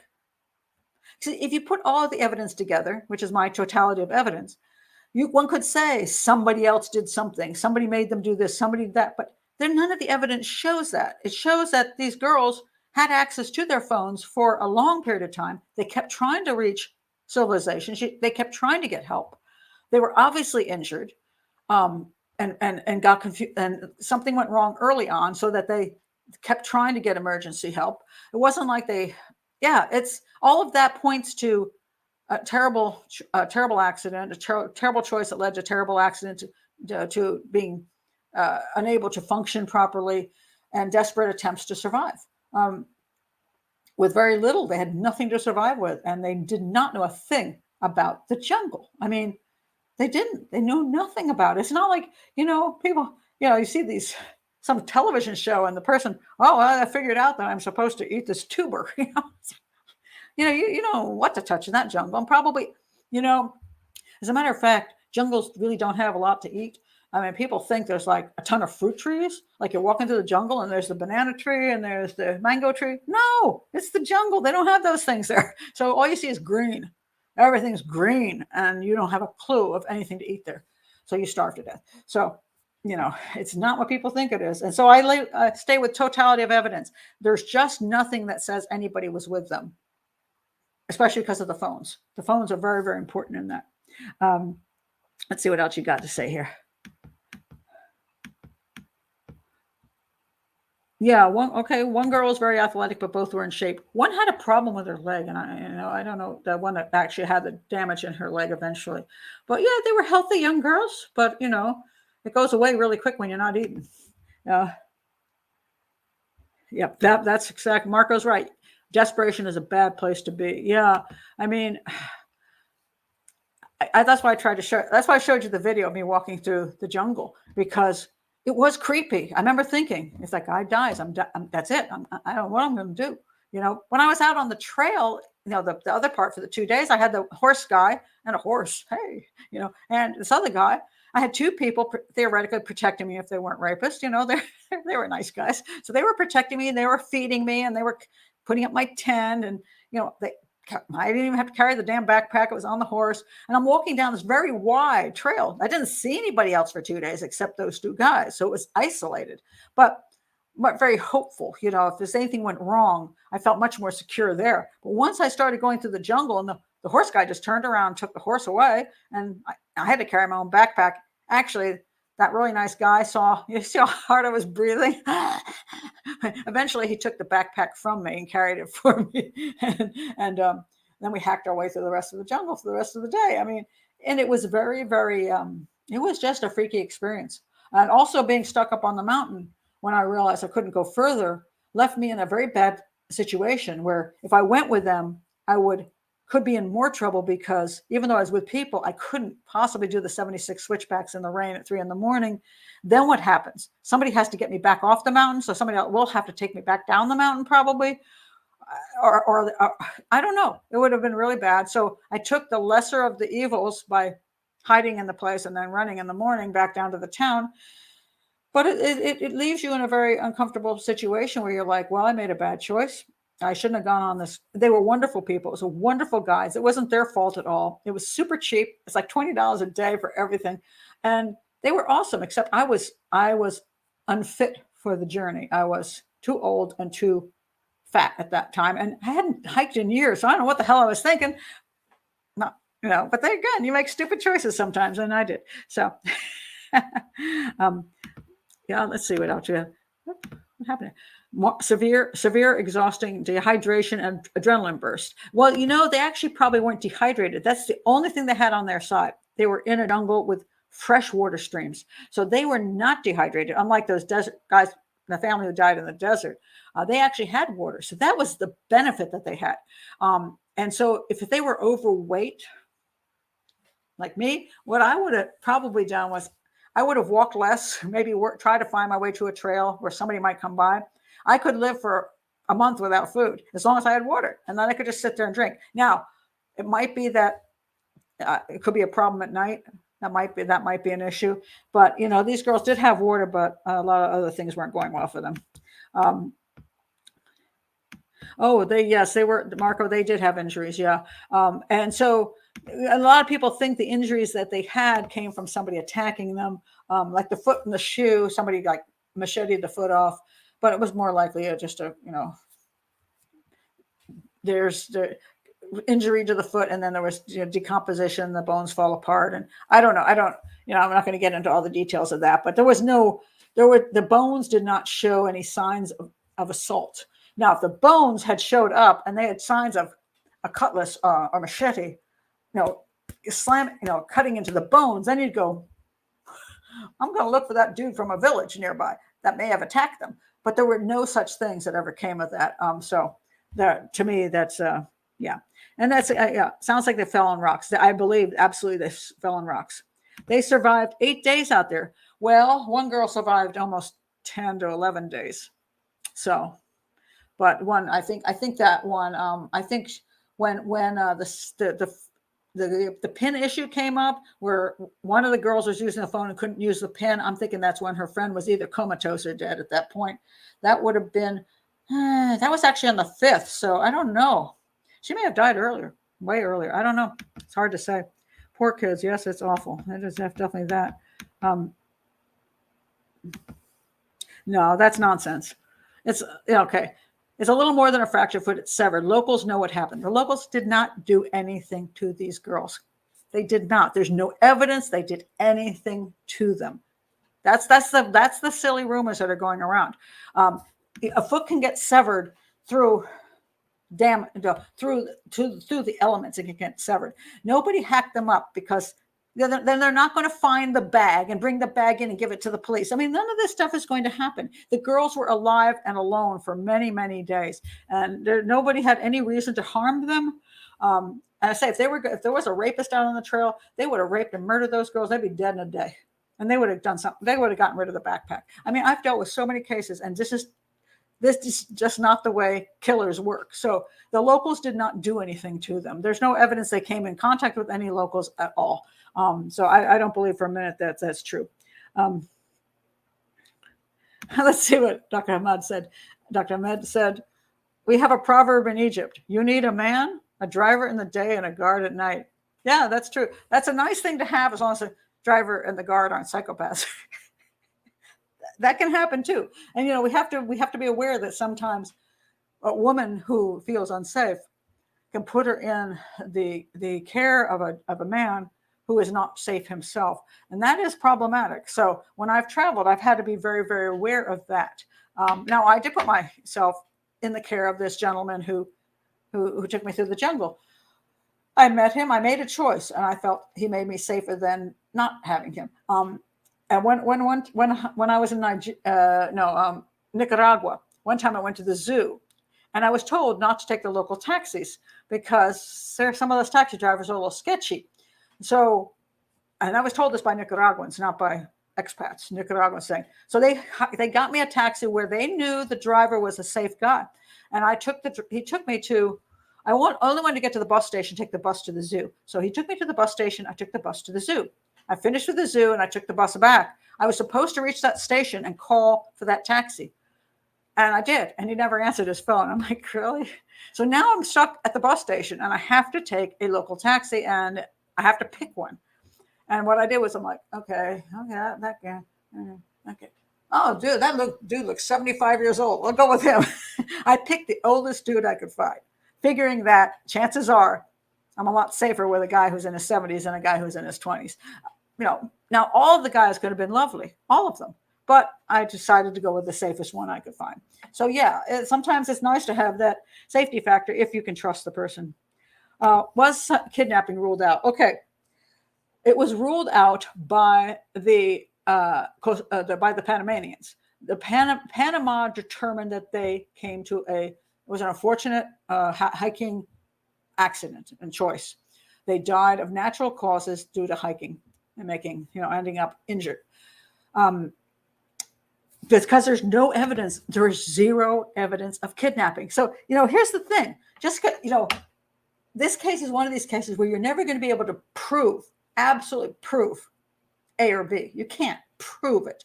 What you can do is say that all of the evidence leans this way, and all the evidence leads toward they made a bad choice, went over the mountains, got lost, got injured, tried to survive, tried to call, and died. And what proves that is their location over the mountain, that they obviously went on their own. All the phone calls they made and everything intact in the bag that was then found and turned into the police. There's just absolutely nothing that shows there was a kidnapping. There's nothing that shows some guy made them walk through the jungle for 11 days at his behest.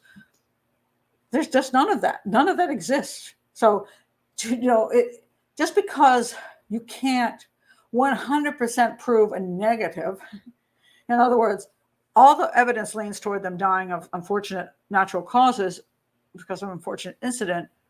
Just because I don't have a video camera proving that doesn't mean that we should then assume that something else happened and try to say, oh, well, because there's not a video camera, let's just make up 700 other stories, because we don't have anything that proves anything else. There is absolutely nothing. And there have been, oh my God, if you go on YouTube, the photoshopped photos.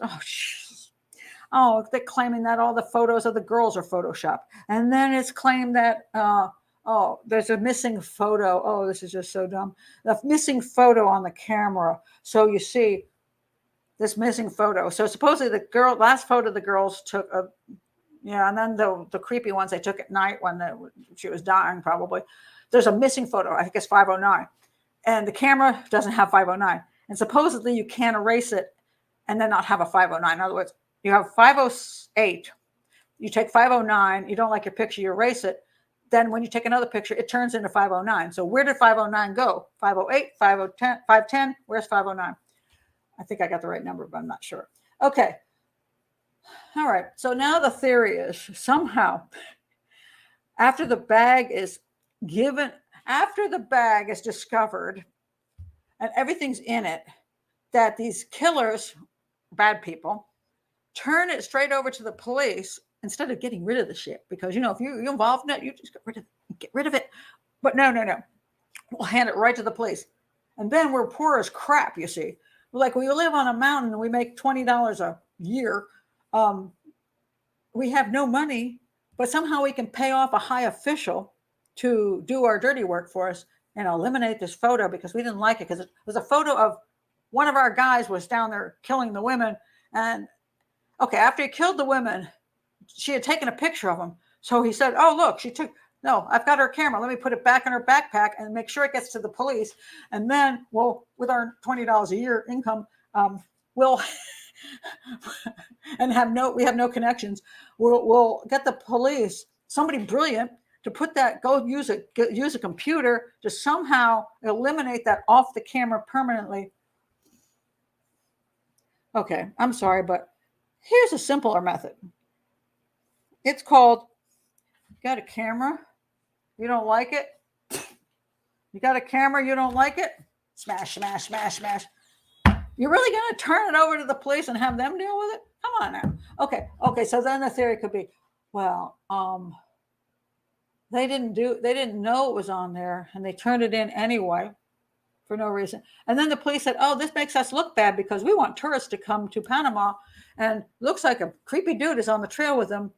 And therefore we want to get rid of that picture. So it looks like the girls died naturally. So we get a computer expert to eliminate that one picture. And then of course, all the evidence points to them having an accident, but hey, this is not the way the world works. This is not what happened. I don't know what happened with that picture. There was some weird freaking glitch. I mean, things happen. Things aren't perfect in the world. Sometimes things happen. I don't know. But it makes absolutely zero sense that there was this one picture that proved that somebody was with them and that somebody let them live for 11 damn days and make phone calls to try to get help. And then who is this dude that's missing for 11 days and nobody knows he's missing? I'm sorry. It just goes on and on into a rabbit hole. And I don't like rabbit holes. So rabbit holes are foolish.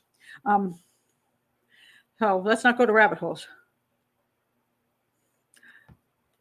Are you a forensic pathologist? Do you understand every kind of possible issue of why you can have a clean cut on a foot in a shoe?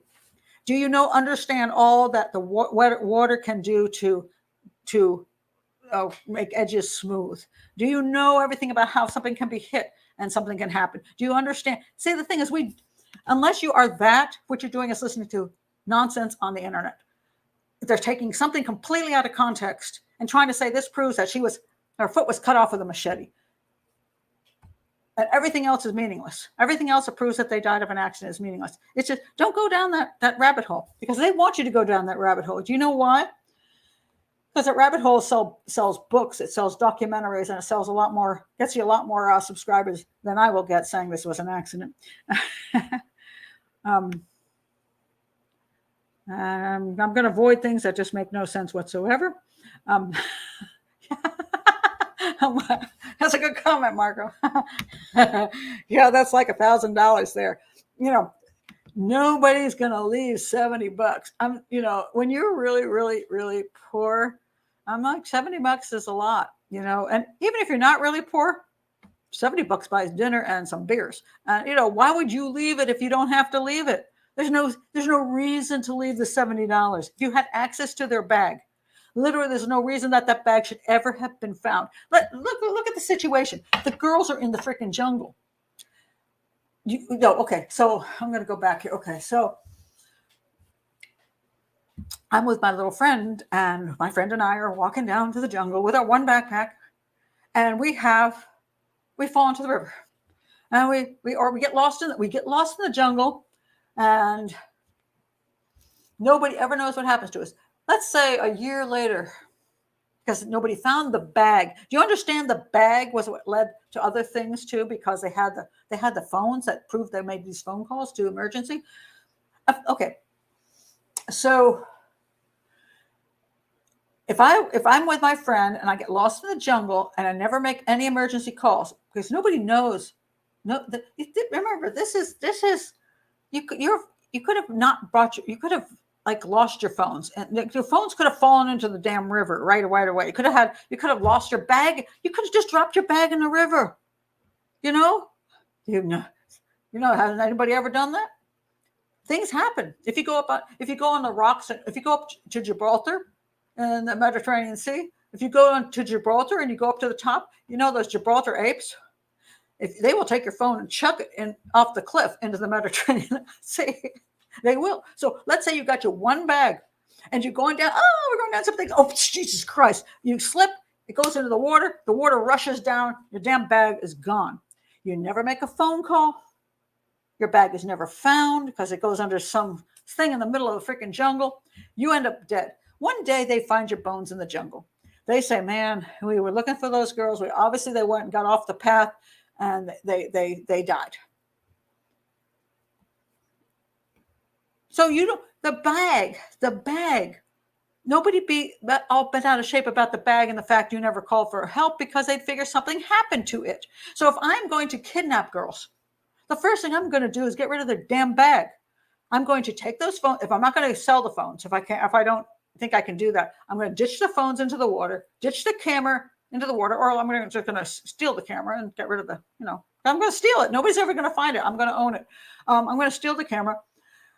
I'm going to steal that $70 damn and I'll throw the rest of it in the stream. Now, if I were a police officer and I knew let's say I knew the girls took off their bras, which we don't know when they took off their bras. Most people wouldn't know there were bras in the bag, right? They wouldn't even know what clothes they were wearing at the time they died. But let's assume they knew there were bras in the bag. And the guy went home and said to his wife and his girlfriend, hey, I got a bra for you and a bra for you. Okay, if you're a police officer and doing investigation, you want to ask, did anybody get anything new or weird lately, like a new bag? Did anybody get a backpack? Because the girls left with a backpack. Did anybody get a backpack? Did anybody get any phones? Did anybody get a camera? Did anybody get some bras? They might ask those questions. And if somebody said, hey, I thought it was kind of weird because, my boyfriend's got a new camera suddenly and he doesn't have any money. And then he took me to dinner and he doesn't have any money and he gave me a bra. So then you'd say, wait a minute, that's what the girls had in their backpack. Maybe that dude has something to do with what happened to the girls. But let's assume he just took the backpack and chucked it, or he just took the $70 and chucked the rest of it. He goes out, he has $70. Nobody knows about it. The backpack's gone. Wouldn't you do that if you were a killer? I mean, so you're not going to find the backpack intact with the phone stuff and the camera stuff. It makes no sense. So that's why I say this rabbit hole of somebody killed them and then somehow kept the backpack with everything intact in and handed it over to the police so the police could take away photos. It's ridiculous. Sorry, my opinion. Okay. What? Cannibals? No, I don't think I know of any cannibals in Panama. No.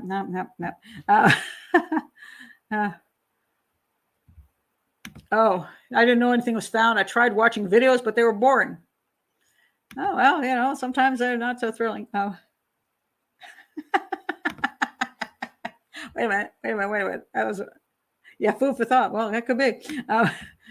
Using the camera for light. Yeah, camera flash can be light. I don't know at that point in time what she was looking for, but she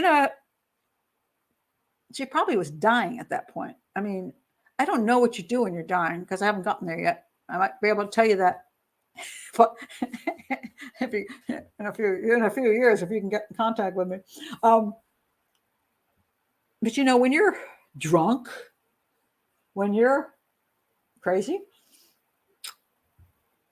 when you're hallucinating, she might have been hallucinating. Why doesn't nobody think about hallucinations? When your brain is failing, you can hallucinate. God knows what she was thinking at that point in time. She could have thought aliens were coming to get her, and she was with a camera killing aliens. We don't know because, at that point in time, she's dying. I mean, clearly she was dying. So the fact that she took weird pictures of the sky and a picture of a rock, who knows what she was thinking, you know? And it's like serial killers. People always go, "What was in the mind of that serial killer?" And I'm like, "How the hell do I know?"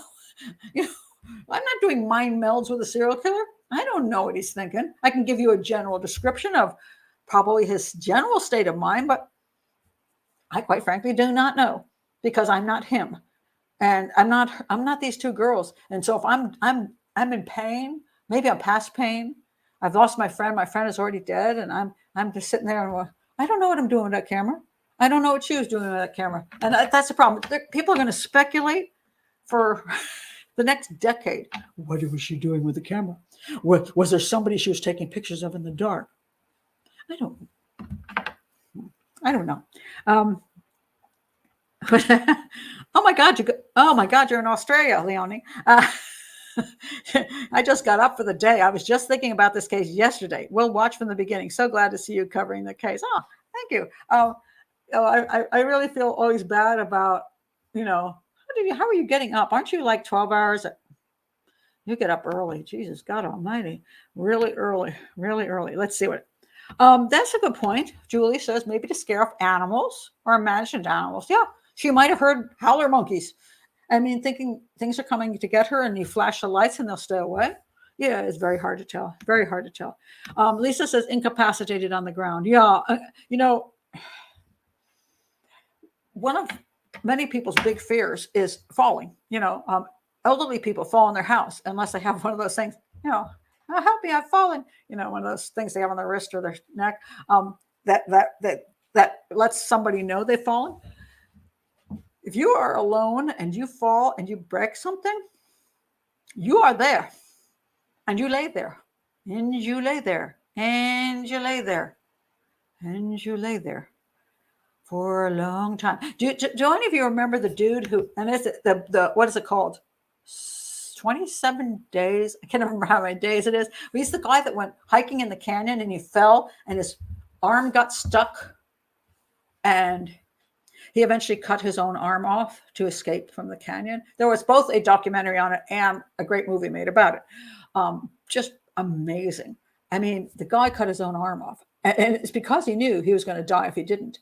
But, he made an error of going alone, because he loved hiking. And, he could have gone through his entire life and never had an injury. It's possible. People do things all the time that you go, how the hell did they survive? They're like, they go into the wilds, they go into the strangest places, and they hike everywhere. They go up mountains and they survive. They survive 50. They're like 90 years old in their house doing a documentary going, "Yep, and I went up that mountain too by myself." And then some more poor schmuck goes on he's really good at what he does, and he's only done this for 2 years, but he on his third year he falls off the damn mountain and he's dead. So when you do risky things, sometimes it's amazing you survive all of them, and then sometimes you just have really crappy luck. And you're like, dang. That's just the way it is. One time I was with my son talking about the roads and the guardrails. So my son and I left Mexico City, and we got on this bus, and it was nighttime. And so we're going to, I forgot where we're going. But anyway, we're on this night bus, and it was really scary because it was early evening. It wasn't night yet. Eventually it was night. So it was early evening. We could still see. And we're going down these mountain roads. And Mexican buses, by the way, are wonderful. They usually have a thing that requires them to go only a certain speed, and they stay with that. So they're really fairly comfortable and you feel pretty secure. But when we're going down this road, my son he looks out and he's like, "It's like, that's a damn long way down there." He's like, "No guardrail." And I said to him, "Don't worry, son. They drive these roads all the time, and, nothing happens because they're so skilled." We turn the next corner and we look over the side of the mountain, and there's a bus down there on its side. My son's like, "Oh God." I went, "Okay, that was an unlucky bus. We're still alive." That's the way things go. So, sometimes just you have bad luck, and, people don't, especially parents, don't want to accept bad luck. And that's why when their child commits suicide, they want to say it's homicide. When they have an accident, they want to say it's homicide, because nobody likes bad luck. They'd rather have it be an evil person than something really stupid happened to you. You know what I mean? Just did something really dumb and you died from dumbness. I mean, or just bad luck. Nobody likes that crap. Let's see. Kay says, people want the drama that is created by sex crimes, serial killers, supernatural horror. I think you're right. It was a tragedy. It was a terrible tragedy. I mean, these are probably, they look like such nice girls. And yeah, I mean, nobody wants to get killed by a serial killer either. But somehow, see, the difference is a serial killer, it's the serial killer's fault.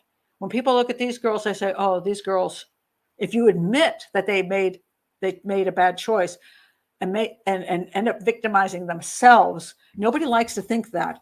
It's something, because we don't want to admit that we do stupid shit. And I think it's time that we all admit we do. Now it's advantageous that we work hard to learn not to do stupid stuff. I'm going to do a whole series on safety for women, because I've learned in my lifetime what not to do to not get killed, to not put myself in bad situations, to make better choices when I'm traveling. So I want to have a whole thing on traveling for women.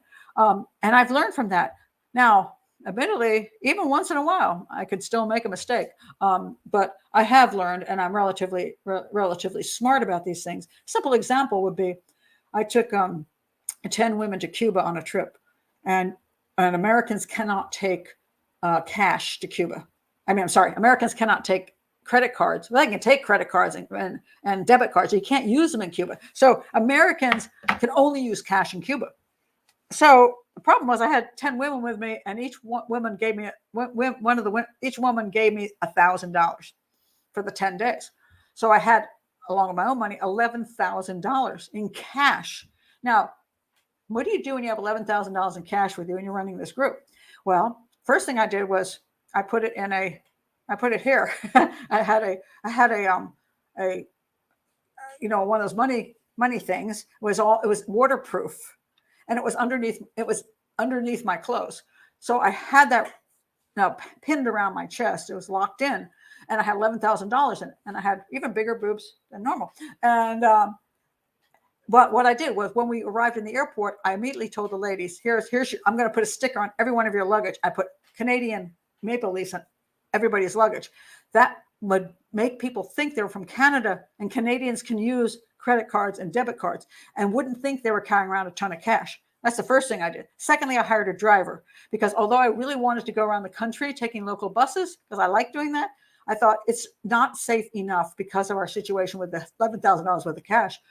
And so I hired a driver, so we would have one person taking us about. And then I, never took out money in public. I would go in the morning, I would go up and I'd distribute my money into different locations so that when I was in public, nobody'd see me taking out much money. And then, day one, I had 11,000. Then day two, I had 10,000. Day three, I had, by day 10, I was like flat chested, but not anymore, but flat chested. And so, and one day I went swimming in the sea, and I was like, I'm swimming in the sea with $10,000. It was like amazing. But I learned from my travels how to handle the situation like that. Where I saw other people, like I saw these two Germans in Morocco, and they were two young people, and they had boxes on their chest. I mean, literally, there were these straps, and they had these boxes on their chest with a little lock on it, like you could see the keyhole. And they thought they were being safe because they put their passport and all their money in this thing, and it was locked to their chest. And I'm thinking, are you idiots? You're walking around saying, look, I got money and a passport here. So somebody's going to take a knife and go and take that right off of you. That's the stupidest thing I've ever seen in my life. But they were new travelers, and they didn't know what they were doing. So there you go. Let's see. Okay, I see some things here make absolutely no sense whatsoever. Let's see.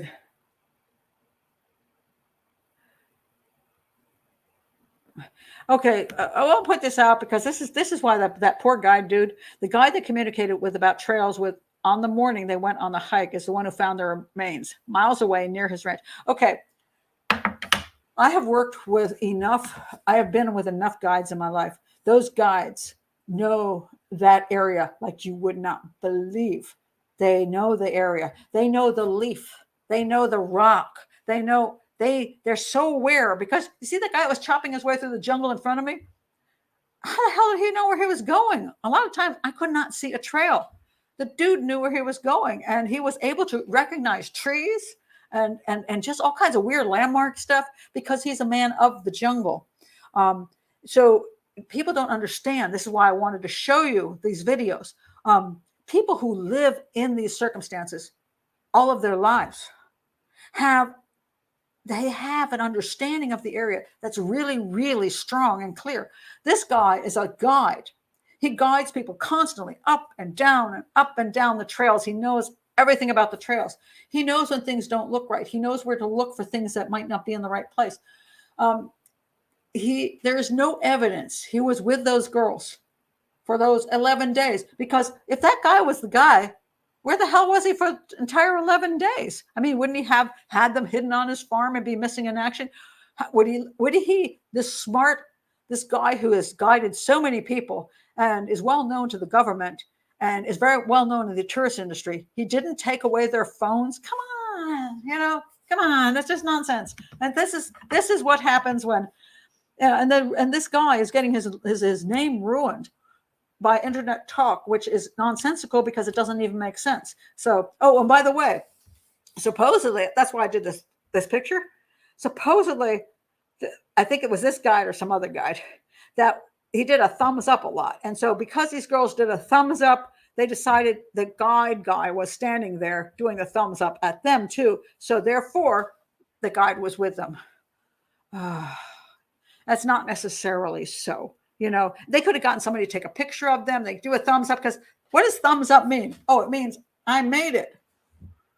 I made it.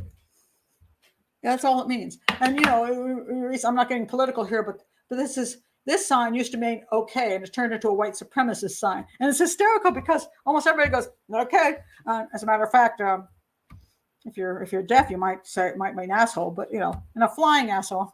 But anyway, there are signs that we do because they're part of our makeup, and this is what we do. This is not a big deal. Not a big deal. So somebody said, oh my God, the girls put their thumbs up, means that they were connected with that guide who does a thumbs up. Therefore, the guide is guilty. Again, all of the evidence doesn't prove anybody else was ever there. Let's see what this is. I'm curious. Anna says, there is an author that made an industry about wilderness disappearances here in the U.S. Likes to imply supernatural stuff. Oh my God. Oh, I think I know that one. I know one case, and not, like told by the writer. Yes, I remember. I don't know if it's also done on YouTube, but there is one who says everything, these people disappear and has to do with supernatural beings. It's way out there. And so you have people saying all kinds of interesting things, and we don't have to go with them. It's just silly. Marco says, I fell twice on a small, fast stream that then supplied a waterfall downstream. I got bashed up pretty bad, lots of bruising. Man, the rocks are dangerous. I mean, they're just freaking dangerous, That's probably true and very sad. They put up a good fight against the circumstances they were in. They tried. These girls tried to survive. I mean, they tried, they did their best. And I'm sure, like day 2, 3, they were going, I can't believe we just took the wrong turn. I can't believe we decided to go over the damn mountain. You know how you want to like whip yourself for making that one stupid moment of a bad choice. And we all do it, but most of the time we survive our stupid choices. It's just luck that we survive them. Because I always say to people, if you look back on your youth, you go, lucky I'm here. Lucky I'm here. Ridley says, sadly, it's another one of those cases which will have no closure. There just isn't sufficient evidence. I think I disagree in the sense that no, the evidence points to they made a poor choice and got lost and died of natural causes. That is actually what the evidence does say, Ridley. It does say that. You say, I believe they could have been murdered. No, there's no evidence that supports that. So what's happening is, because it's impossible to 100% prove something, you're going to go with a 99% impossibility. And that's the stuff that we're doing these days, which is sad, because the family has to deal with what the family has to deal with. And also for investigative purposes, it isn't healthy for us to always go down rabbit holes because, oh, I don't understand that one piece of evidence. Oh, I don't understand how come the foot is severed so neatly. Therefore, we're going to go down a rabbit hole and we're going to ignore all the majority of the evidence, and we're going to go crazy over this stuff, and we're going to spread it over the internet to the point where we ruin the lives of the guides. We ruin the tourist industry in Panama because what? We're not convinced. That's, I thought the Panamanians did the Panamanian authorities, I think, did a reasonable job with what they had. And I think the evidence proved that the girls died of an accident, and that's the way it is. But people don't want to believe it, so they want to keep this nonsense going. And I'm okay with saying I don't believe that the law enforcement statement on something. I'm willing to say I think there's something we should still look at. In many cases, I think that. But there's many cases which I think that's just not true. And I think the answer is actually there. There's substantial evidence to support a natural death or a suicide, and people just don't want to go with it because they like the mystery more than they like reality. So, well, that might be missing 411 guy. I think that sounds familiar to me. He was not suspicious. It's garbage. I'm sorry, I'm not going to go there. I refuse to. I don't want. I'm not going to put any more anything about the guide. There's nothing that links the guide to this crime, and it's absolutely cruel to ruin this guy's livelihood. There's nothing that links him to this crime. Absolutely nothing. No, they don't. Nobody suspects. The people in Boquete suspect him. No, they don't. They're the same thing you're doing now. They're taking a guy has no evidence to make him guilty of anything, and they're ruining his life. So some expats in Boquete have big mouths, and they sit around drinking too goddamn much, and they think they're all experts, and they're deciding that he killed them. It is garbage, and it's not fair. Can you imagine being that guy who spent all your life, and taking people around the mountains, and he's, and that's what he does for a livelihood, and then these expats and these damn internet people come in and destroy your life? Do you think that's fair when there's not a shred of evidence to link him? There's not. There's just nothing. And I think it's highly unfair, and it really upsets me. Not against you particularly, but just upsets me in general, because I've seen too many people if there's a lot of evidence to point your direction, I'm okay with that. Because, I don't back down from that. People who know me know that if there's certain cases where I'm going to say them right now, Madeleine McCann, the evidence points heavily toward the parents. West Memphis 3, I think they were convicted. The West Memphis 3 were convicted. They took an Alford plea saying they were guilty but were released from prison. And I'm going to say the evidence is heavy to support that they were involved. I will not back down from those cases. And there's probably other cases I've talked about, which I'm going to say, Superbikes. You can also see that in my, go to the playlist, look up the cases. Superbikes in South Carolina, the case I worked on there. I do not believe that Todd Colehep killed the 4 people in the motorcycle shop. I'll stand by that. I think the sheriff's a liar, and I'll stand by that. You can take me to court over it because he lied about me. I'll stand by it. I think that Todd Colehep took a plea deal to get out of the death penalty for another crime he committed. I will stand by those things because there's heavy evidence pointing to those people's involvement. In this case, there's nothing. And I refuse to take people down on no evidence whatsoever, because we want to have suspicions and we want to say, oh, we don't understand something.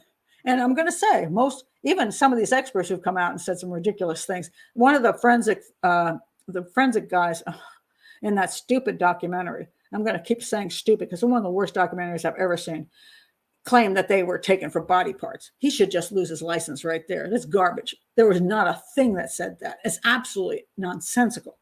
And as an expert, he shouldn't be saying that nonsense. And so I just that's one of my soapboxes. I don't want to see innocent people and countries get accused of these things which aren't true, and when there's nothing to support it. I just don't think we should go there. I think I think it's wrong. Sorry. Okay, there we go. Oh my goodness. Let me have a drink. I'm going to control myself now.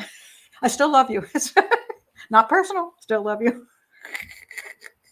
But as I believe my channel is an education channel. It's not a solving crime channel. So I try to stick with education. And my education here is that none of the evidence proves anybody else was involved. And I was willing to believe that. I don't have an issue with that. As I said, I've been in enough countries where I thought I'm going to end up dead by the end of the day. Some dude's going to get me, because there's some creepy dudes out there. Just because girls are available, because you're in an isolated situation, a guy's got he's out there with you. There's some really sketchy dudes in places, and they may do you in. And don't say that they couldn't have done that, but there's just no evidence of that. Okay. Well, that is a good point. When you're traveling, you need to bring a portable phone power bank. That's a very excellent idea, actually, especially if you're going to be in isolated locations. Always carry an extra. I do that myself. I carry an extra one. Sometimes that even won't do you, but at least it helps. It helps. Let's see. Oh, that's a good point. Julie says, I came down a mountain in Romania with my ex. Well, how did he become an ex? No, sorry. And with the clouds, we couldn't see more than a few feet in front of us. Without maps and compasses, it would have felt very disorienting. I really, honest to God, don't think people realize how disorienting the wild is, and have enough respect for the wild, for water, for sun, that it changes like that. And you can be in a whole lot of trouble really quickly. Let's see what I was saying.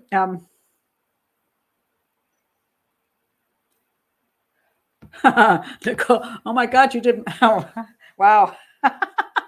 Pat, I struggled and hurt my knee walking down a small hill in the Derbyshire. I'm gonna botch this. Derbyshire? I know Americans would say Derbyshire, but I don't think that's correct. Derbyshire? That may be wrong too. Countryside, hardly Mount Everest. I don't think I'm cut out for it. I know my limits. Well, I stepped off a curb in Cairo. Now, a lot of curbs in certain countries are really higher than a standard curb that I know in my country. They're like really high, and somehow I miscalculated and I stepped down too hard and I twisted my knee, and I was like, oh my God. And that was just that moment. And then I had a problem because I was staying in a hotel that I had to do a 4-floor walk up on because apparently the elevator did not work, and I couldn't walk up the 4 floors. It was impossible. So I was fortunate that where I stepped off that bad curb, or the bad curb wasn't bad, but I made a bad step. There was a drugstore, and I went in and bought a knee brace. That knee brace saved my butt. I was able to get up the 4 flights and have a really nice time in Egypt, in Cairo. But ever since then, if I go someplace for a long time, I take with me that the knee brace, because all I have to do is make a wrong move, and boy, it helps to have a knee brace. Also an ace bandage, so you can bandage like a foot or something.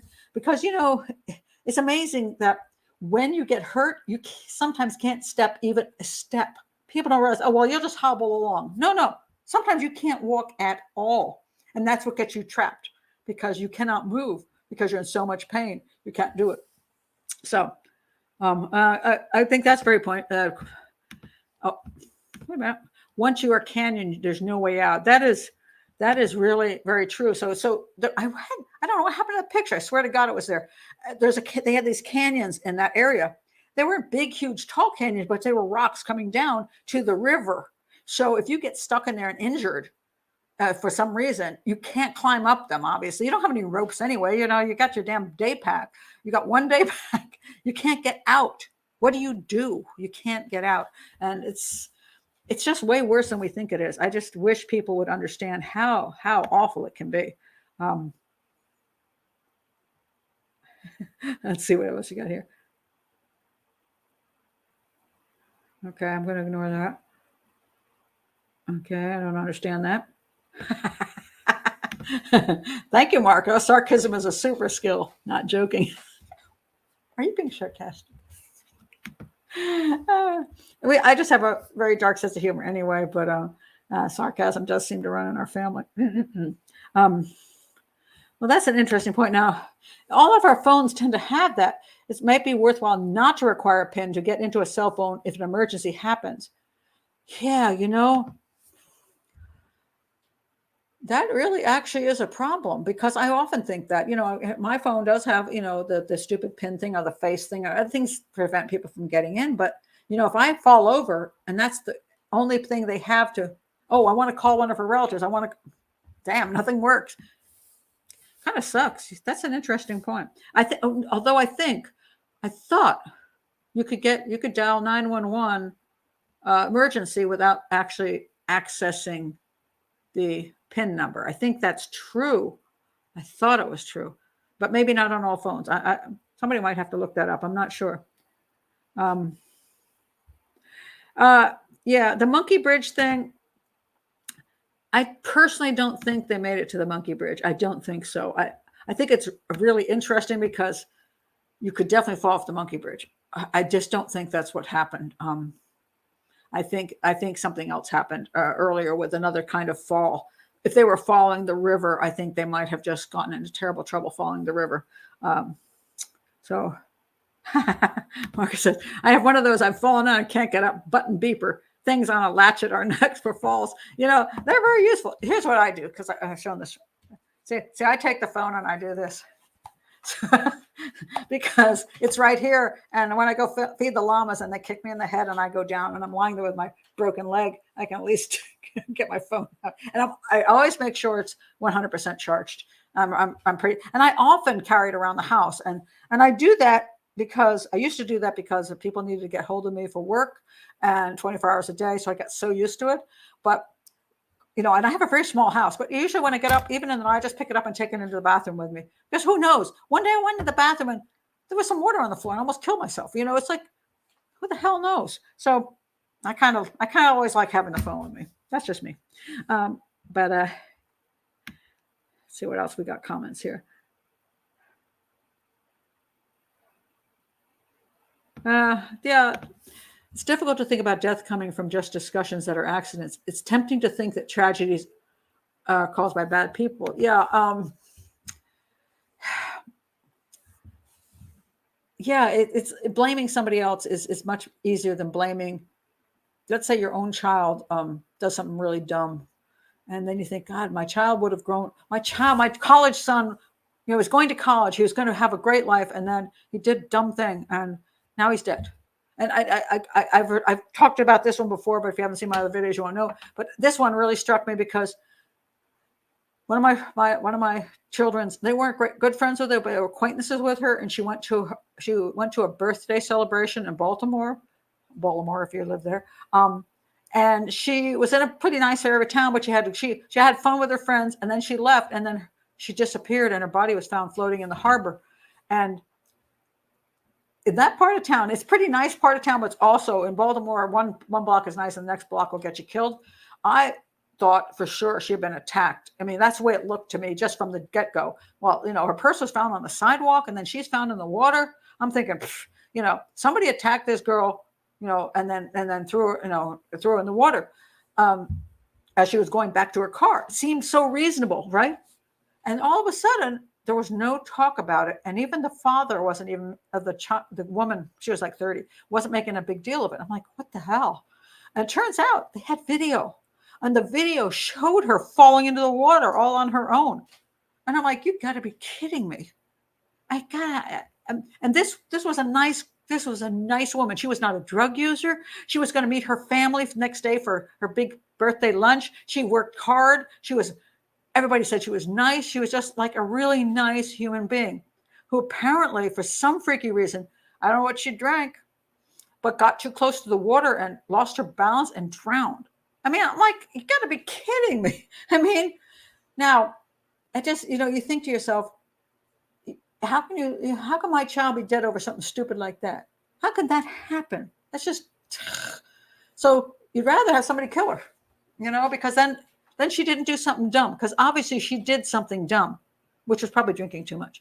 She did something dumb and she shouldn't have done that. And because of that, she's ended up dead. And it's a waste. It's a horrible waste. And even though it's a waste if your child gets murdered, somehow at least it's not their fault. You know what I mean? They didn't do it to themselves. So I think it's just a hard thing for us to accept as human beings, I think. Not sure what that is. Okay. Oh, there's a good point there. I like your point, Marco. You're good at the bigger picture thing. I almost always get lost in the minutia. This is really very important, and I love that you brought this up. You would think that as a criminal profiler, I should get lost in the minutia, right? I should be the one picking away. No, that's a defense attorney. A defense attorney gets really lost in the minutia. They make it up, um, but one of the things when I became a criminal profiler, one of the things that really bugged me was actually that I saw other profilers or investigators or whatever getting lost in minutia that made no difference. That they lost the forest for the trees type of thing. They didn't see the bigger picture because they were so focused in on something tiny that really didn't matter. And so one of the things I've learned to do is stay with the totality of the evidence, stay with the logic, as much logic as I can stay with. Now, I grew up on my favorite author growing up was Sherlock Holmes, and Sherlock Holmes always found the minutia and said, because the guy walked slightly with a limp, and the limp was only every 6 inches, therefore it would clearly show to me that he'd been shot in the leg. And you're like, yeah, it's fiction, but the concept of profiling, if you watch Death in Paradise, if you watch Psych, these are my 3 favorite shows: Death in Paradise, Psych, and The Mentalist. Those are the only 3 shows I can even stand that have anything to do with crime shows.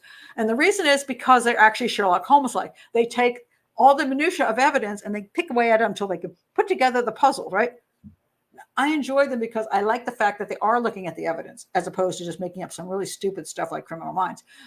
They're looking at the evidence, and the evidence is building a picture, which is correct. The problem with those shows, of course, is that the minutia is so ridiculous that it's fiction. That's what you do with fiction. But in real life, we don't usually have that kind of minutia, and we also try to attribute the minutia to being actual evidence when it's not evidence. So the point is looking for actual evidence and not making up, taking something to, you have totality of evidence. In this case, there's so much evidence that first of all, the women chose to go and make this go over the mountain. Now, somebody could say they were being forced, but I say the cell phone data, the fact that they had the cell phones with them, their backpack that stayed with them, makes no sense for them to have anybody in control of them. So since we know that it makes no sense that somebody controlled them for 11 days and left them with their phones and backpack, and even had a reason to control them for 7 days, that we shouldn't waste our time with tiny little things that we can't, necessarily come up with an answer. I mean, we'd like to, but we can't necessarily come up with an answer because of, when you come down to nature and time and all kinds of other things, oftentimes we can't come up with a clear, okay, we know exactly what that piece means. We know that this particular thing means this. We sometimes can't do that. And sometimes it doesn't matter. And that's what we get lost in that. And then we say, because we can't answer that, or because we think this could be that, we'll just ignore everything else. So I am very big on the totality and the logic of it rather than getting too obsessed with the minutia.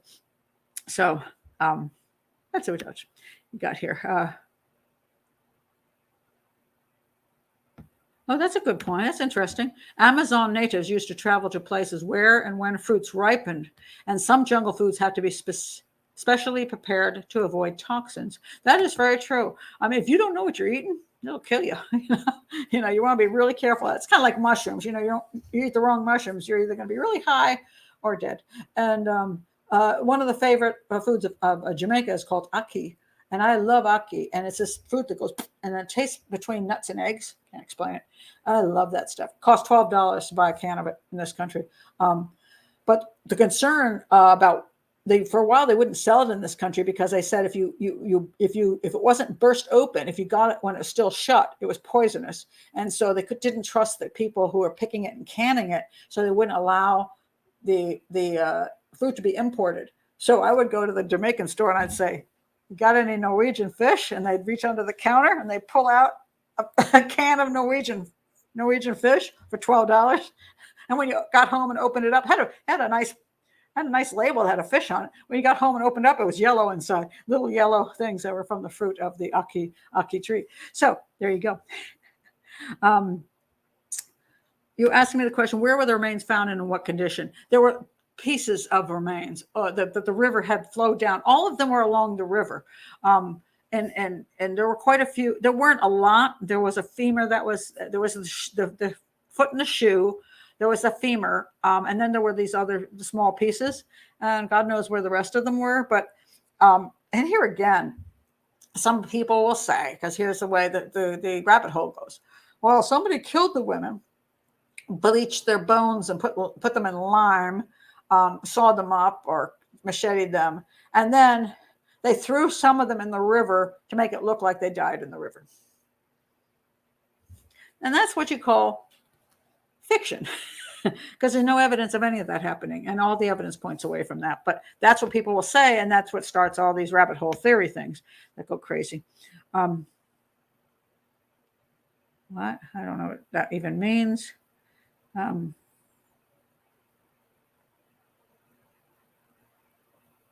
looking for something I think makes sense to me.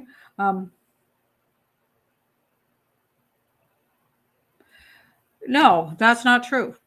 The suspect knows phones. The suspect is not going to spend 11 days making fake phone calls. It's just nonsense. This is not the way people behave. They would just toss the phones, get rid of them, and do whatever they wanted to do to the girls, and they'd be back home by dinner. That would be the end of it. People don't have that kind of patience. They don't, they're not going to do all of that. This is stupid. It's just not true. Let's see. Oh, that's interesting. I'm 55. When I fell in the rushing riverbed on those rocks, I was fat and out of shape. I had no business on that hike. Yeah, I had no business on the hike I was on either. God, I like what you say. I was also endangered, other people trying to help me. This is so true, because people, how many times has a person died because they were trying to help another person, or the dog fell in the water and they tried to save the dog and died with their dog? Because first of all, water is very, very unforgiving, shall we say. I mean, water is amazingly strong and powerful. And so when you slip and then somebody else tries to save your butt, they go down, they break things with you. And then you two guys with the broken whatevers, are now drowning in the river, and you can't help each other anymore. And then you just go down, And so, that is one of the important things about, and I'm hopefully since then made wiser choices on hiking. That I don't endanger other people by putting them. And that's why I wouldn't go up the mountain with the people. And I said to myself, I'm going to endanger myself rather than endanger everybody with me, because God knows, what if I'm going up all the switchbacks on the mountain and they're wet? I mean, 3:00 in the morning, you're supposed to be there for sunrise. And so the idea is that you go up these like 76 switchbacks and you arrive just in time for the beautiful sun to rise over the mountain. Lovely. Anyway, so what happens if I start having problems and I'm starting to slip and slide, and some poor guy tries to save my butt as I'm losing my balance, and I go over the side of the mountain and take him with me? And that's not really right. What if I endanger people by holding them up? What if, I just said, I'm just not going up the mountain. If I'm going to take a risk, I'll just take it by myself. And the risk was, going back down the mountain and not getting, offed by some weirdo dude on the mountain. Luckily, everybody, it went well, but, I'd rather risk myself than the other people. So what in the hell? Coin, I don't know. I think you've lost your damn mind. Someone bit the foot off and had leg of coin. No. I don't know if people are that tasty, but go right. Pat wasn't as stupid as me. Yeah, well, you don't know that, but okay, we're gonna go with that. I thought I was 16 and sprinting on those rocks. The imagination and the reality is two different things. And my ex-husband was Jamaican, and he grew up in the mountains, and he grew up on rivers. And that dude, he was a freaking goat on those things. He was like, and he's like, he looked back at me and go, "What happened?" I'm like, "I'm scared crapless. I don't want to cross the river." And because I was terrified to step on the rocks, it was amazing to watch him. I'm like, but I never did think I was Miss Billy Goat. So, I was pretty smart about that. I knew I was pretty incompetent. um, let's see.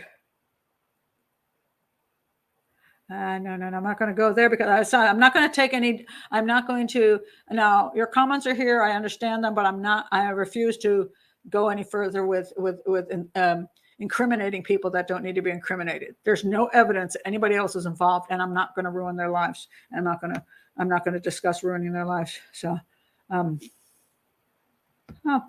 that's an interesting point.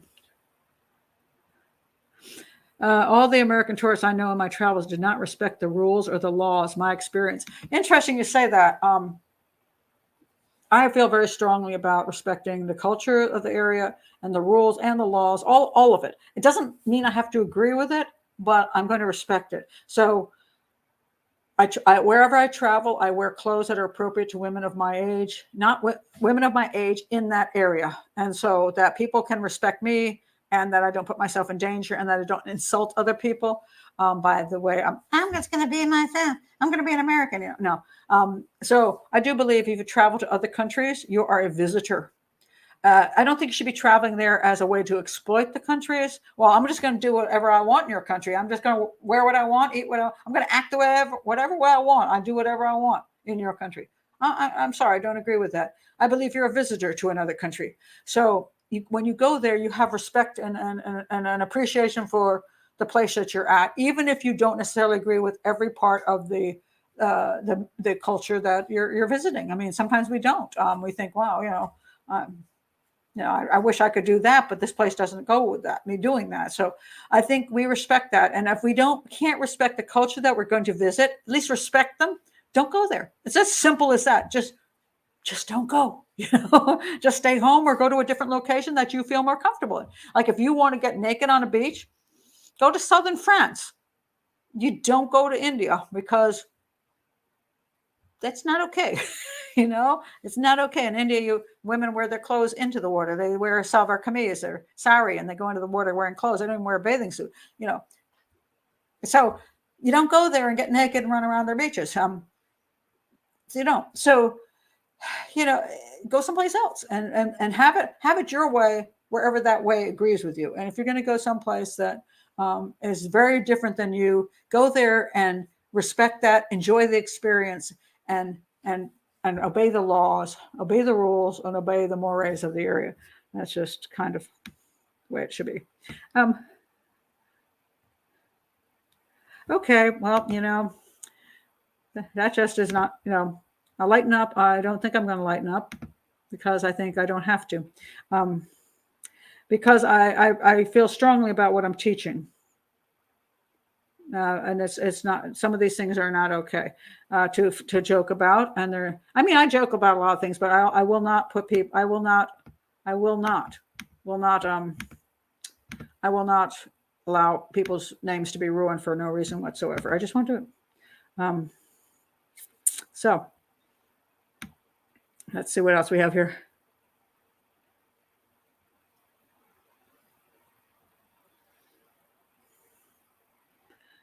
And let's see.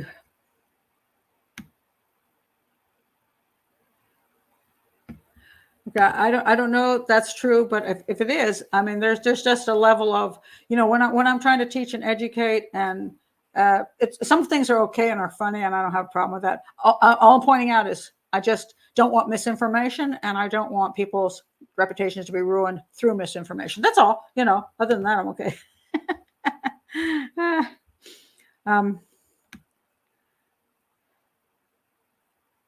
Well, that's true. That's not just Americans. I'm super sorry about your experience with Americans behaving badly. I invite you here to look around. 90% of us are good and generous people with manners. That's very true.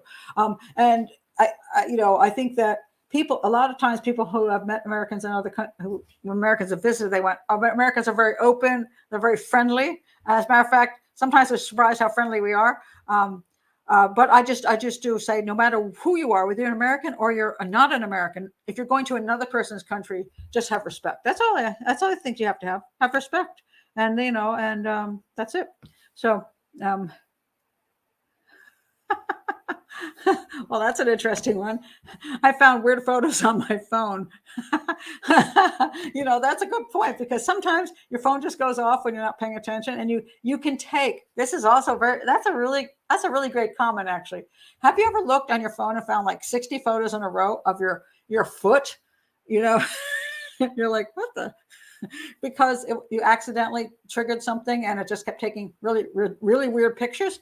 So that could have happened too. So that's actually a very good point. And this is why we should sometimes think a little outside the box and ask ourselves, is there another possibility here? Joe says lack of food and water leads to hallucinations. I'm astounded these girls lasted as long as they did. Yeah, and that's just true. I mean, not having food for 10 days and being exhausted and all the other issues is a real issue. Okay, I'm not going to talk, Sean, about that because you're going on a lot of stuff that makes it, Sean. I will not comment on your stuff because you are looking at, again, information that does not prove anything, and it's taking down people's reputation. So I won't do it.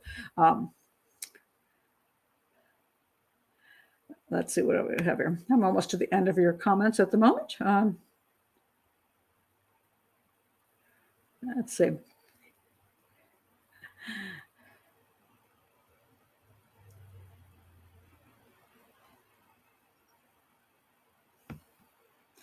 Okay, Sean, I don't know what you're at, but I'm trying. The one thing I'll tell you guys is I will block somebody completely off my channel if they're disrespectful. So I'm not because you have a difference of opinion, not because you don't agree with me, because many people don't. But do always remember when you're on my channel, I expect you to be respectful. And if you're just here to attack me or attack my abilities, there are other channels for you to go visit, and I will block you off the channel. So I'm not blocking anybody yet, but I mean, I'll do it. Because it's unnecessary to behave that way. That's a good point, the Saint. People get so carried away with Hollywood type theories, it's ridiculous. Well, Hollywood has had, this is why I teach this channel. Hollywood has burned into our brains into a way that we begin to believe that these things are possible and are even probable. Now, there's a difference between possible and probable. And when you do an investigation, now I'm going to say this: if I were investigating these ladies, I'm down in Panama. Let's say the Panamanian law enforcement brings me in as a criminal profiler expert. Awesome, and I get a vacation in Panama. So I'll be really happy about that. I come in and they're going to say, "What do you think?" Now I'm going to review everything. I might say I would like to interview certain people because I want to eliminate them or see if there's any reason for me to suspect them. I would ask many, many questions about alternative theories. I may say I'm still 99% sure that this is what happened, but I don't want to leave something unexamined. So if I were there, I would examine everything, even if it was improbable. Now, at a certain point, improbable becomes a waste of time. And this is where I think the line draws. When people start thinking aliens, are involved, or for example, the concept of they're stealing their body parts, and and like that is just not happening. I mean, I don't even have to go there. Somebody would say, "Why don't you investigate it?" Because I don't need to. That's why. I also don't need to investigate drug cartels. There's a claim that Panama is on the drug cartel highway essentially from Colombia up to the north. I'm not saying there isn't drugs that go through Panama, but they're not going through this volcano. When you're trying to get drugs from one place to another, it really isn't useful to go up a really, really steep volcano and then go into the jungle for freaking ever, into locations that make no sense when you got a better path. You don't do that. So there's no reason that they should have come in contact with a drug cartel in that location. Now, there are other locations where if two girls went missing, I might suspect the drug cartel. Not necessarily that they were involved in the drugs, or, well, they might have gone and bought drugs if they were that. Some people buy drugs from drug cartels and get killed over it. Sometimes drug cartels are just nasty creatures. The people who work for drug cartels are nasty creatures. They're psychopaths. And they come across two young things and they just grab them and they just disappear into the desert. They get raped and murdered. And that's the end of it. Or in the jungle, they get raped and murdered. but there's no evidence here the drug cartel is operating in this area that they have any reason to get involved with them. So you're taking something that isn't even probable. So possible is great. Probable, we'll check it out.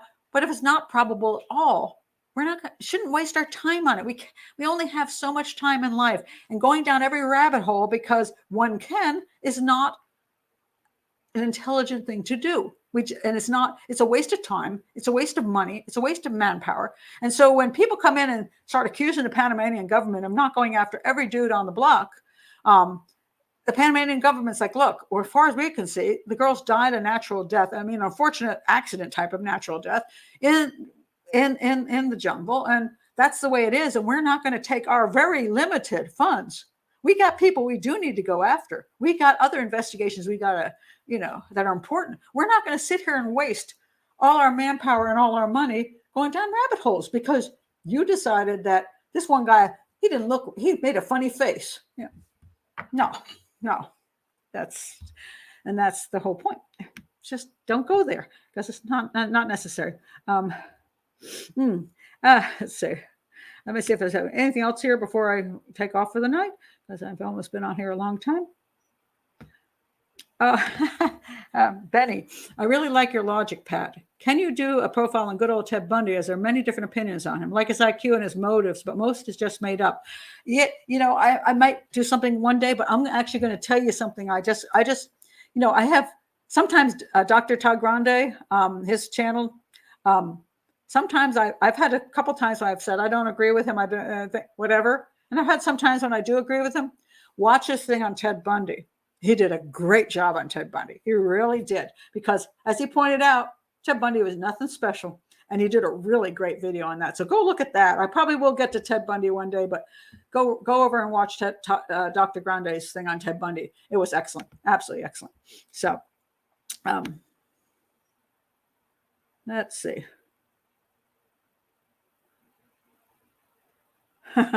Well, I like this comment.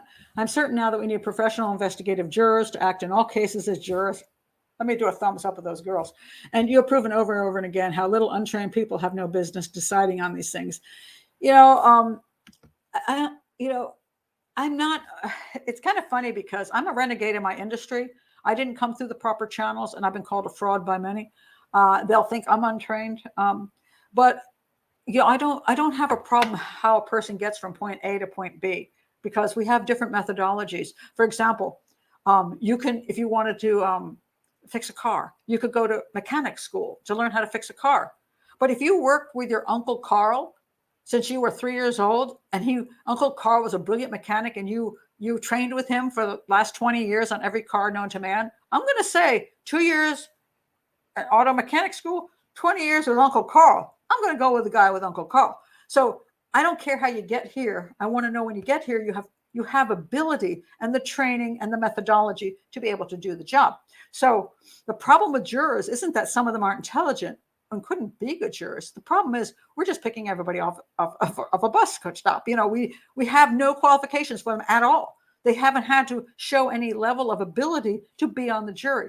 So you're just rolling the dice on every single one of those 12 people, hoping that enough of them can figure it out in spite of the fact they have no training.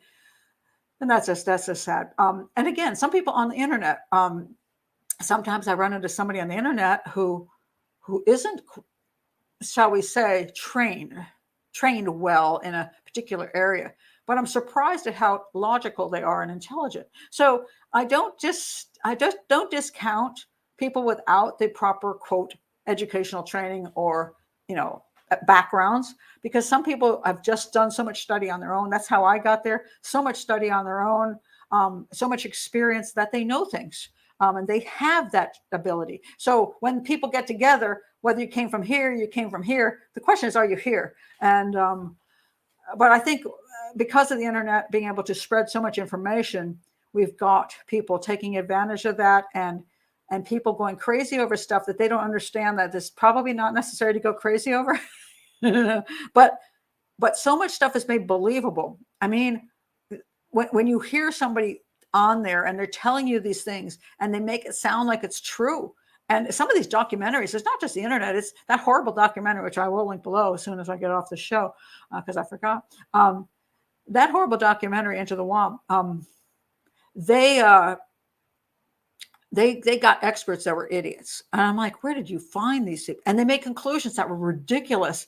And they were good at like hiking, but their logic skills and the people I don't know who's behind that film, but apparently they want to make it more interesting. So their conclusion was the girls were killed by somebody, but they don't have any support for that. Then none of it makes any sense. So, and they brought in these idiots to sort of support that. And then people see this documentary and they go, oh my God, you see, that's a legitimate documentary. I think that was actually Discovery that did that one. And it's appalling because it's appalling. And Discovery's done good stuff because I've done stuff for them, but then they have stuff out there which is absolutely outrageous. And then people say, oh, I saw it on television. It's a documentary done by Discovery Channel. They're scientific. They must be telling the truth. And then they buy into that stuff. And it's really very shameful. Let's see what I have here. Now there is not a major break. There's not a major break at all. That's a lie from the media, by the way.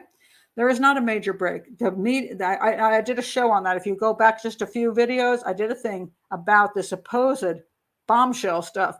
It wasn't. What happened was there was a guy at the time who was a catfishing young girls, and he's a creepy dude, and he's now been arrested for that. There is, as far as I know, not a link to Abby and Libby at all. There's not a link. I don't know. There could be, but there's no proof that there is. So it's an investigative lead that the police are following because they should follow it. That's all. It is the media that is calling it a major break, and it's not a major break. It's an investigative methodology. They may be trying to eliminate him as well as prove he had anything to do with it.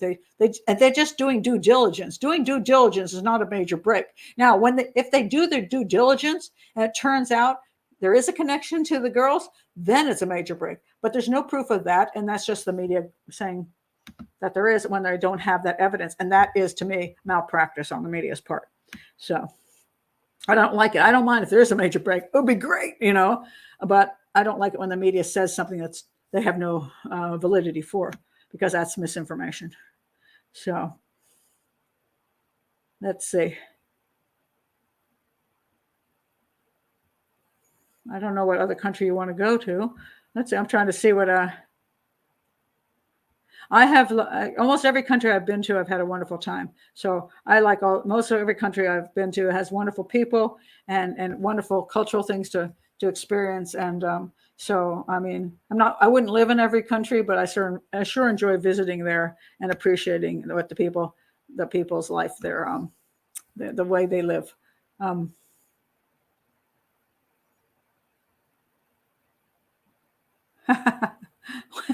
What? Okay, I'm just.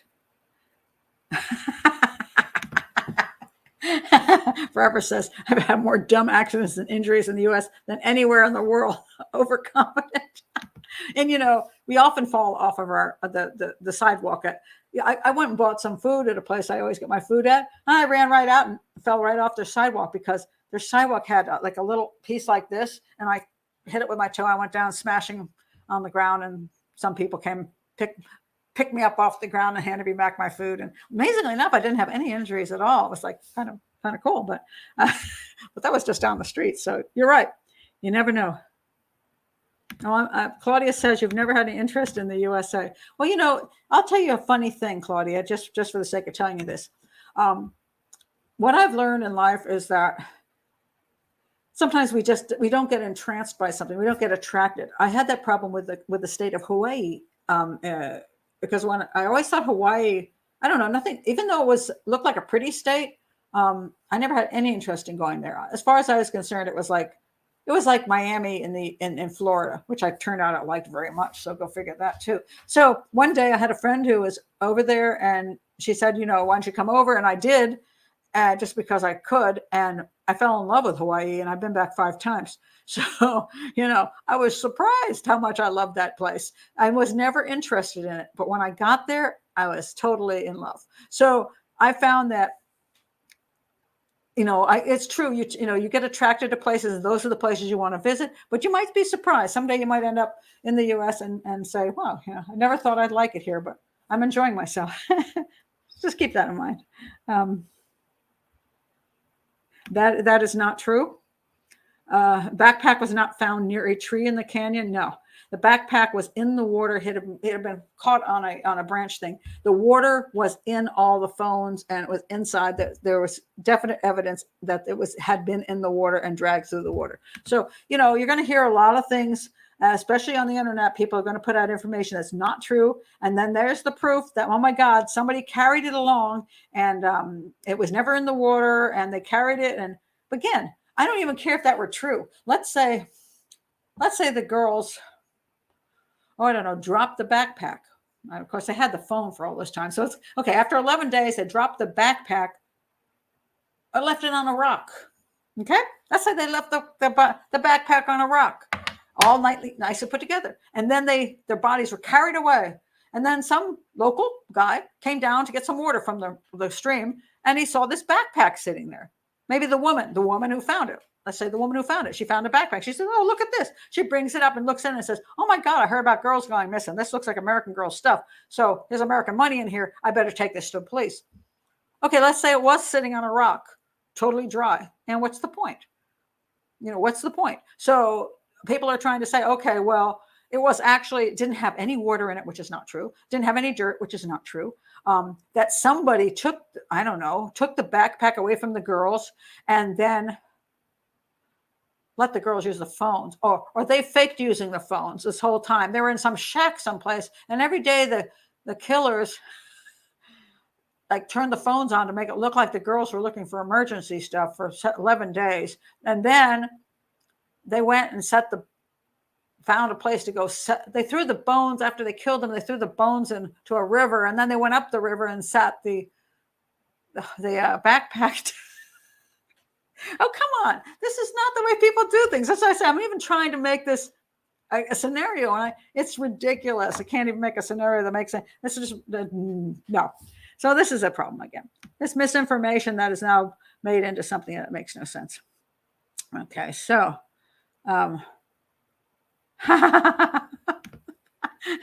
okay, just because I don't like Amber Heard very much. Good idea, though, Joe. What's that? I'm not sure, Mark. What? I'm not sure what you're talking about, Marco. What about my son? Wait. Marco's saying, I never knew about your son. I've listened to you since Madeline. I can't even imagine. What happened to my son? Nothing happened to my son. I don't know. What are you talking about? I have a son and 2 daughters, and as far as I know, everybody's good. Everybody's alive. I'm not sure what you're talking. It was a friend of mine, not a friend, an acquaintance. The girl in Baltimore was an acquaintance of my kids. An acquaintance. I don't know if that's what you're talking about, but no, I have. Sometimes people ask me, what's my biggest fear in life? And I'll tell you what my biggest fear is, because Marco brought this up. My biggest fear in life is getting the knock at the door. And I open it up and I see a police officer standing there to give me the bad news. And, I've worked with enough victims' families to know what the bad news does to them. And the thought that somebody come in and give me that news, that's my biggest fear in life. That's a horrible, horrible thought. What's it? The block in Baltimore was a hellhole in the early 80s. There's a lot of blocks in Baltimore that are hellhole. And it's really sad because Baltimore has, Baltimore has so many interesting things about it, so many cool things. That's a very quirky city, but man, it's been just the devastation it's had from the crime in that city and the poor management of the city. They just, people, you got to stop electing whoever you put in that city because they're just messing your city up. And they keep doing it. So the people watch The Wire one of the greatest shows ever made. It's actually pretty accurate, you know. So I love Baltimore, but most of the time I don't want to go there, and it's a shame. It really is a shame. Let's see.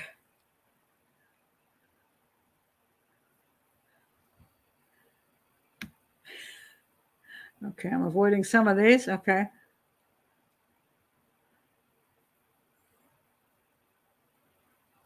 Sean, well, this is Sean. No, Natalie Holloway was murdered by Joran van der Sloot. Period. It was I call him I did a video on him. If you want to go watch the video, please check my playlist. Joran van der Sloot has proven to be what I call not a serial killer. He's like a really bad. He's a date rapist with a rage problem. He goes out with girls. He's a very attractive guy. He goes out with girls, and sometimes when they refuse him, he doesn't handle that very well. I believe he was on the beach with Natalie, and she fought back against him. She did not want to have sex with him or go as far as he wanted, and he ended up pushing her into the sand and in a date rape situation, which is a rape situation. He smothered her and killed her. That's what I believe. And the other girl he clearly raped and attempted sexual assault and murder of the girl in South America. So yeah, she didn't fall in with any damn sharks. That's just nonsense. Kris and Lisanne were assumed to be serial risk takers. I don't see them as serial risk takers. I don't know why you would say that. I don't see they're serial risk takers at all. I don't see what they did was so risky. I mean, most of the stuff they did was pretty, they picked things to do. And I mean, they're young. So, I mean, it's not like they're not going to go to a party or go out on a date. I mean, come on now. I don't know where you live, but I mean, I wanted to have some of a life when I was growing up. Do clever killers exist? Some are more clever than others.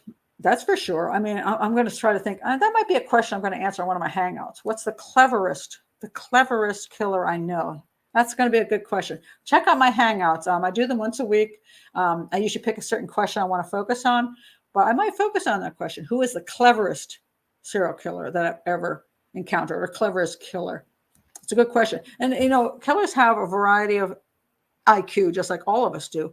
And some of them plan real well. Some of them don't. And some of them are smarter than others and cover up their crimes better than others. And some of them are just really idiots, but Joran van der Sloot, when it came down to Aruba, I think he got daddy to help him. And I think he had some level of, once they got rid of the body, he had enough, his family had enough power that he was able to coast through that. The other crime he committed in, I forgot where he committed it, which was South American country. What the heck? I'm blanking here.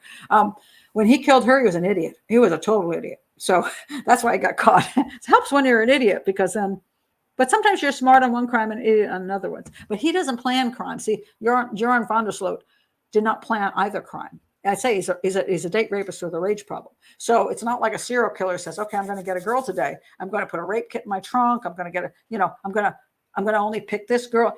He's planning. Date rapist, rage killer, Joran van der Sloot wasn't planning anything. He's an idiot. Very good looking idiot. That's why girls went with him.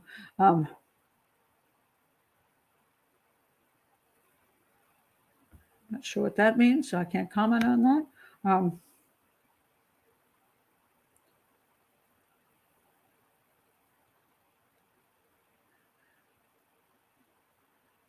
Let's see.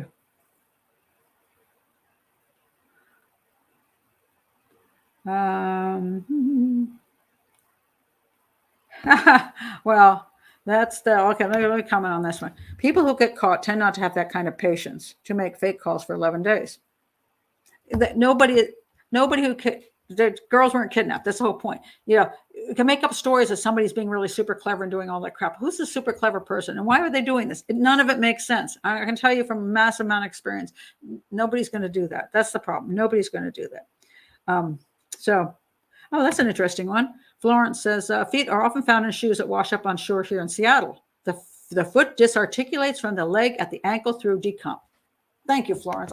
You're much more eloquent about foot severing than I am. Yes, I mean that's what I'm saying. There's reasons why things happen. Which if you look at forensic pathology, they can't explain that. And if people aren't explaining those things, but just going off on saying, oh, this is what must have happened to Machete, they're missing out on the point that it could be 5 other reasons why that occurred. So thank you for bringing that up. That was brilliant. That was really good. I like that.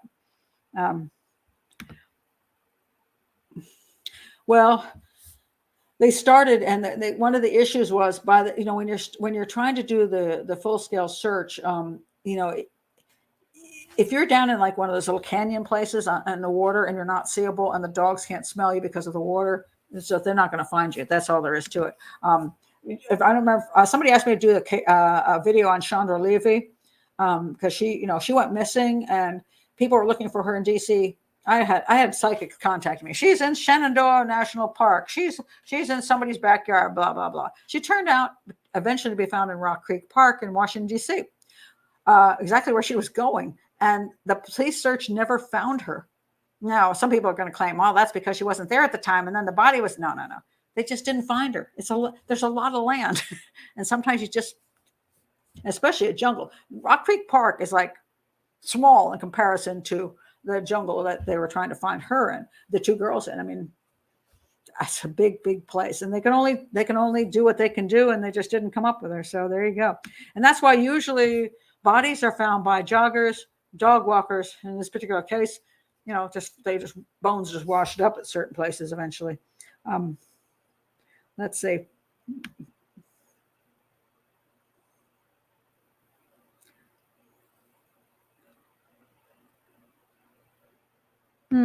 That's an interesting point. Maybe a plane flew over and she set the flash off. She might have. But I'd say does it really matter? That's the whole point. We can go on forever thinking, was she hallucinating? Well, was she trying to look at something? Was she trying to just see the world around her? Was she trying to signal? Don't know. All we can say is that happened. And there's no real good explanation except that apparently where it happened, it seemed like there's no reason for it to happen. She wasn't in somebody's custody at that point. She was just by herself with her most likely dead friend. And it was the last moments of her life, pretty much. She was unconscious after that or whatever happened. And then that's that, So, it's just doesn't serve a lot of purpose trying to figure out exactly because it doesn't really matter. Let's see. Let's see what else we have. Any more comments before I close up here? Let me roll down here because I can't see these when I'm doing the show, so I have fun to do that. Now this is interesting. Anna says, Delphi said today the site Anthony Shots followed Libby on Instagram in December of 2016. Klein is not a suspect according to police announcement last week. Well, what they say he's not a suspect doesn't mean he's not a suspect. So I just want to point that out too. He's a person of interest maybe, but they may not want to admit certain things at this point because they're working on something. That he followed her Instagram account. I did not see any information that the police said that. And I only say that because a lot of times I hear that this is what has happened. And then it turns out that the police never said that somebody else said that. So unless I hear it from the police myself, and like a actual police officer saying that, one of the detectives actually saying that, I don't know if it's true. But if it were true, then it would be interesting because obviously if he's following her account, there might have been a time when he reached out to her. Now, again, that doesn't mean it's even then you have to investigate it because why wouldn't you investigate a sex pedophile, a pedophile? Well, he's not pedophile. He's a sex predator of teen girls. He's a sex predator of teen girls. Now, whether he ever met them, that's a question we don't even know. He's asking for pictures. He might be an incel type that just sits in his house and gets off on the pictures that are sent to him and never really wants to touch a real girl. That could be true. Maybe he doesn't actually want to meet them. So that may be why they're thinking, well, he's interesting, but maybe they have no proof he ever met anybody. They have to look at the day and time that happened. What was his alibi at that time? Was he did he have an alibi? Was he even in town at the time? Was there any proof he was there? So he can be a creepo dude, but actually have nothing to do with Abby and Libby. Even if he had contact with them, he may have had nothing to do with them. So that's the problem that we don't know. I don't know what the police know. So I don't know whether it was some guy. That one of my theories is that, a guy saw a guy who was an opportunist, serial killer opportunist, was driving by. He saw these two girls get out and go into the park, and he went and parked in the cemetery and came through to the bridge and thought, well, if I get lucky, I might get these girls. That might be an opportunist serial killer, or it could be a guy who did catfish them and say, I'll meet you at the bridge. I don't know. And we'll have to wait to find out whether this is actually, a breakthrough, or it's just part of their investigation. So let's see what else we have here. Okay, I don't know. See, this is the problem. Somebody has a video. I don't know who the hell this person is. I don't know.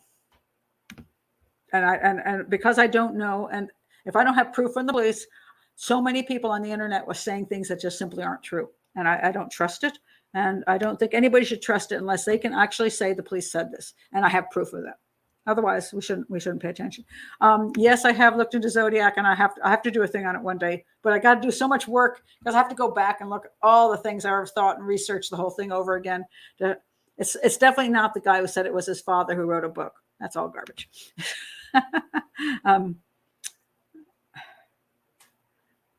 No, I did a thing on Rodney Alcala, the dating game guy. I have a thing on that.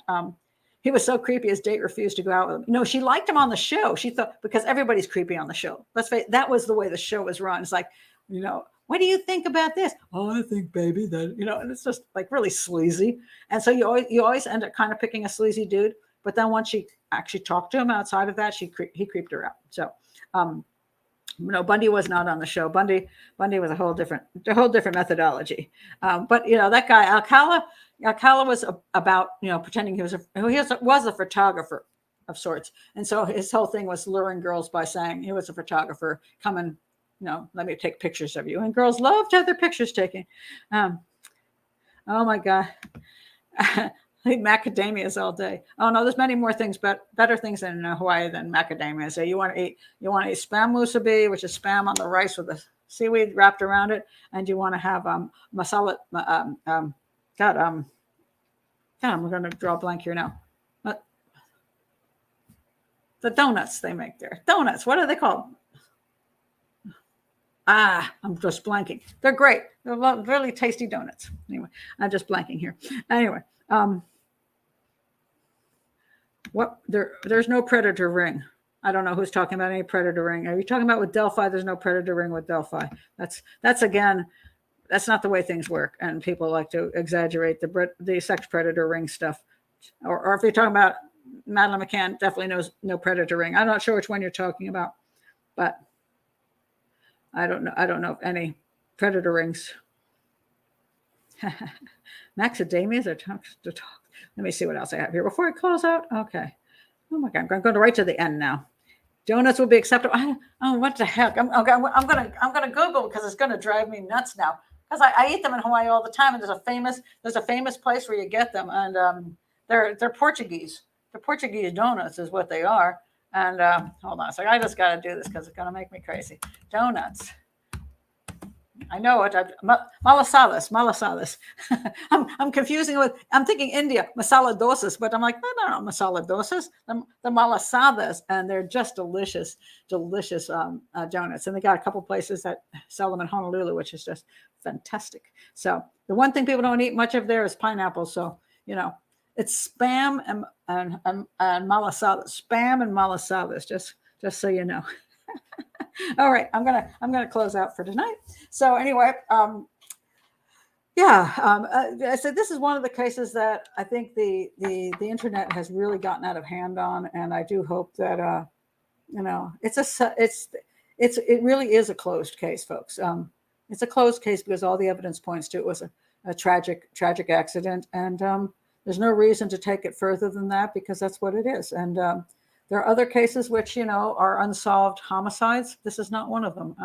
So I think we should just, put it to rest and learn a little bit about traveling and safety and things like that, which we can definitely improve upon.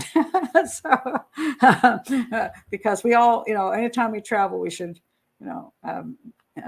use common sense and and respect the local area, respect the people, respect the travel methods, respect the weather, respect the environment and the geography. All those things make a difference as far as keeping safe. And I'm not sure what this is about here. What Portuguese? Oh, Portuguese and Pigeon Hawaiian. Well, Hawaiian people don't understand. Hawaiians have their own language, Hawaiian language, but then it's also a pidgin in Hawaii, which is a fun language. I mean, I really like the language there. So, so it's cool. So anyway, I'm late. I'll see what you're. Oh. So anyway, that's it. We're going to do too many other things, and I got to go eat some food. So I don't have any malasadas or spam musubi, but I'm going to see what's in my kitchen.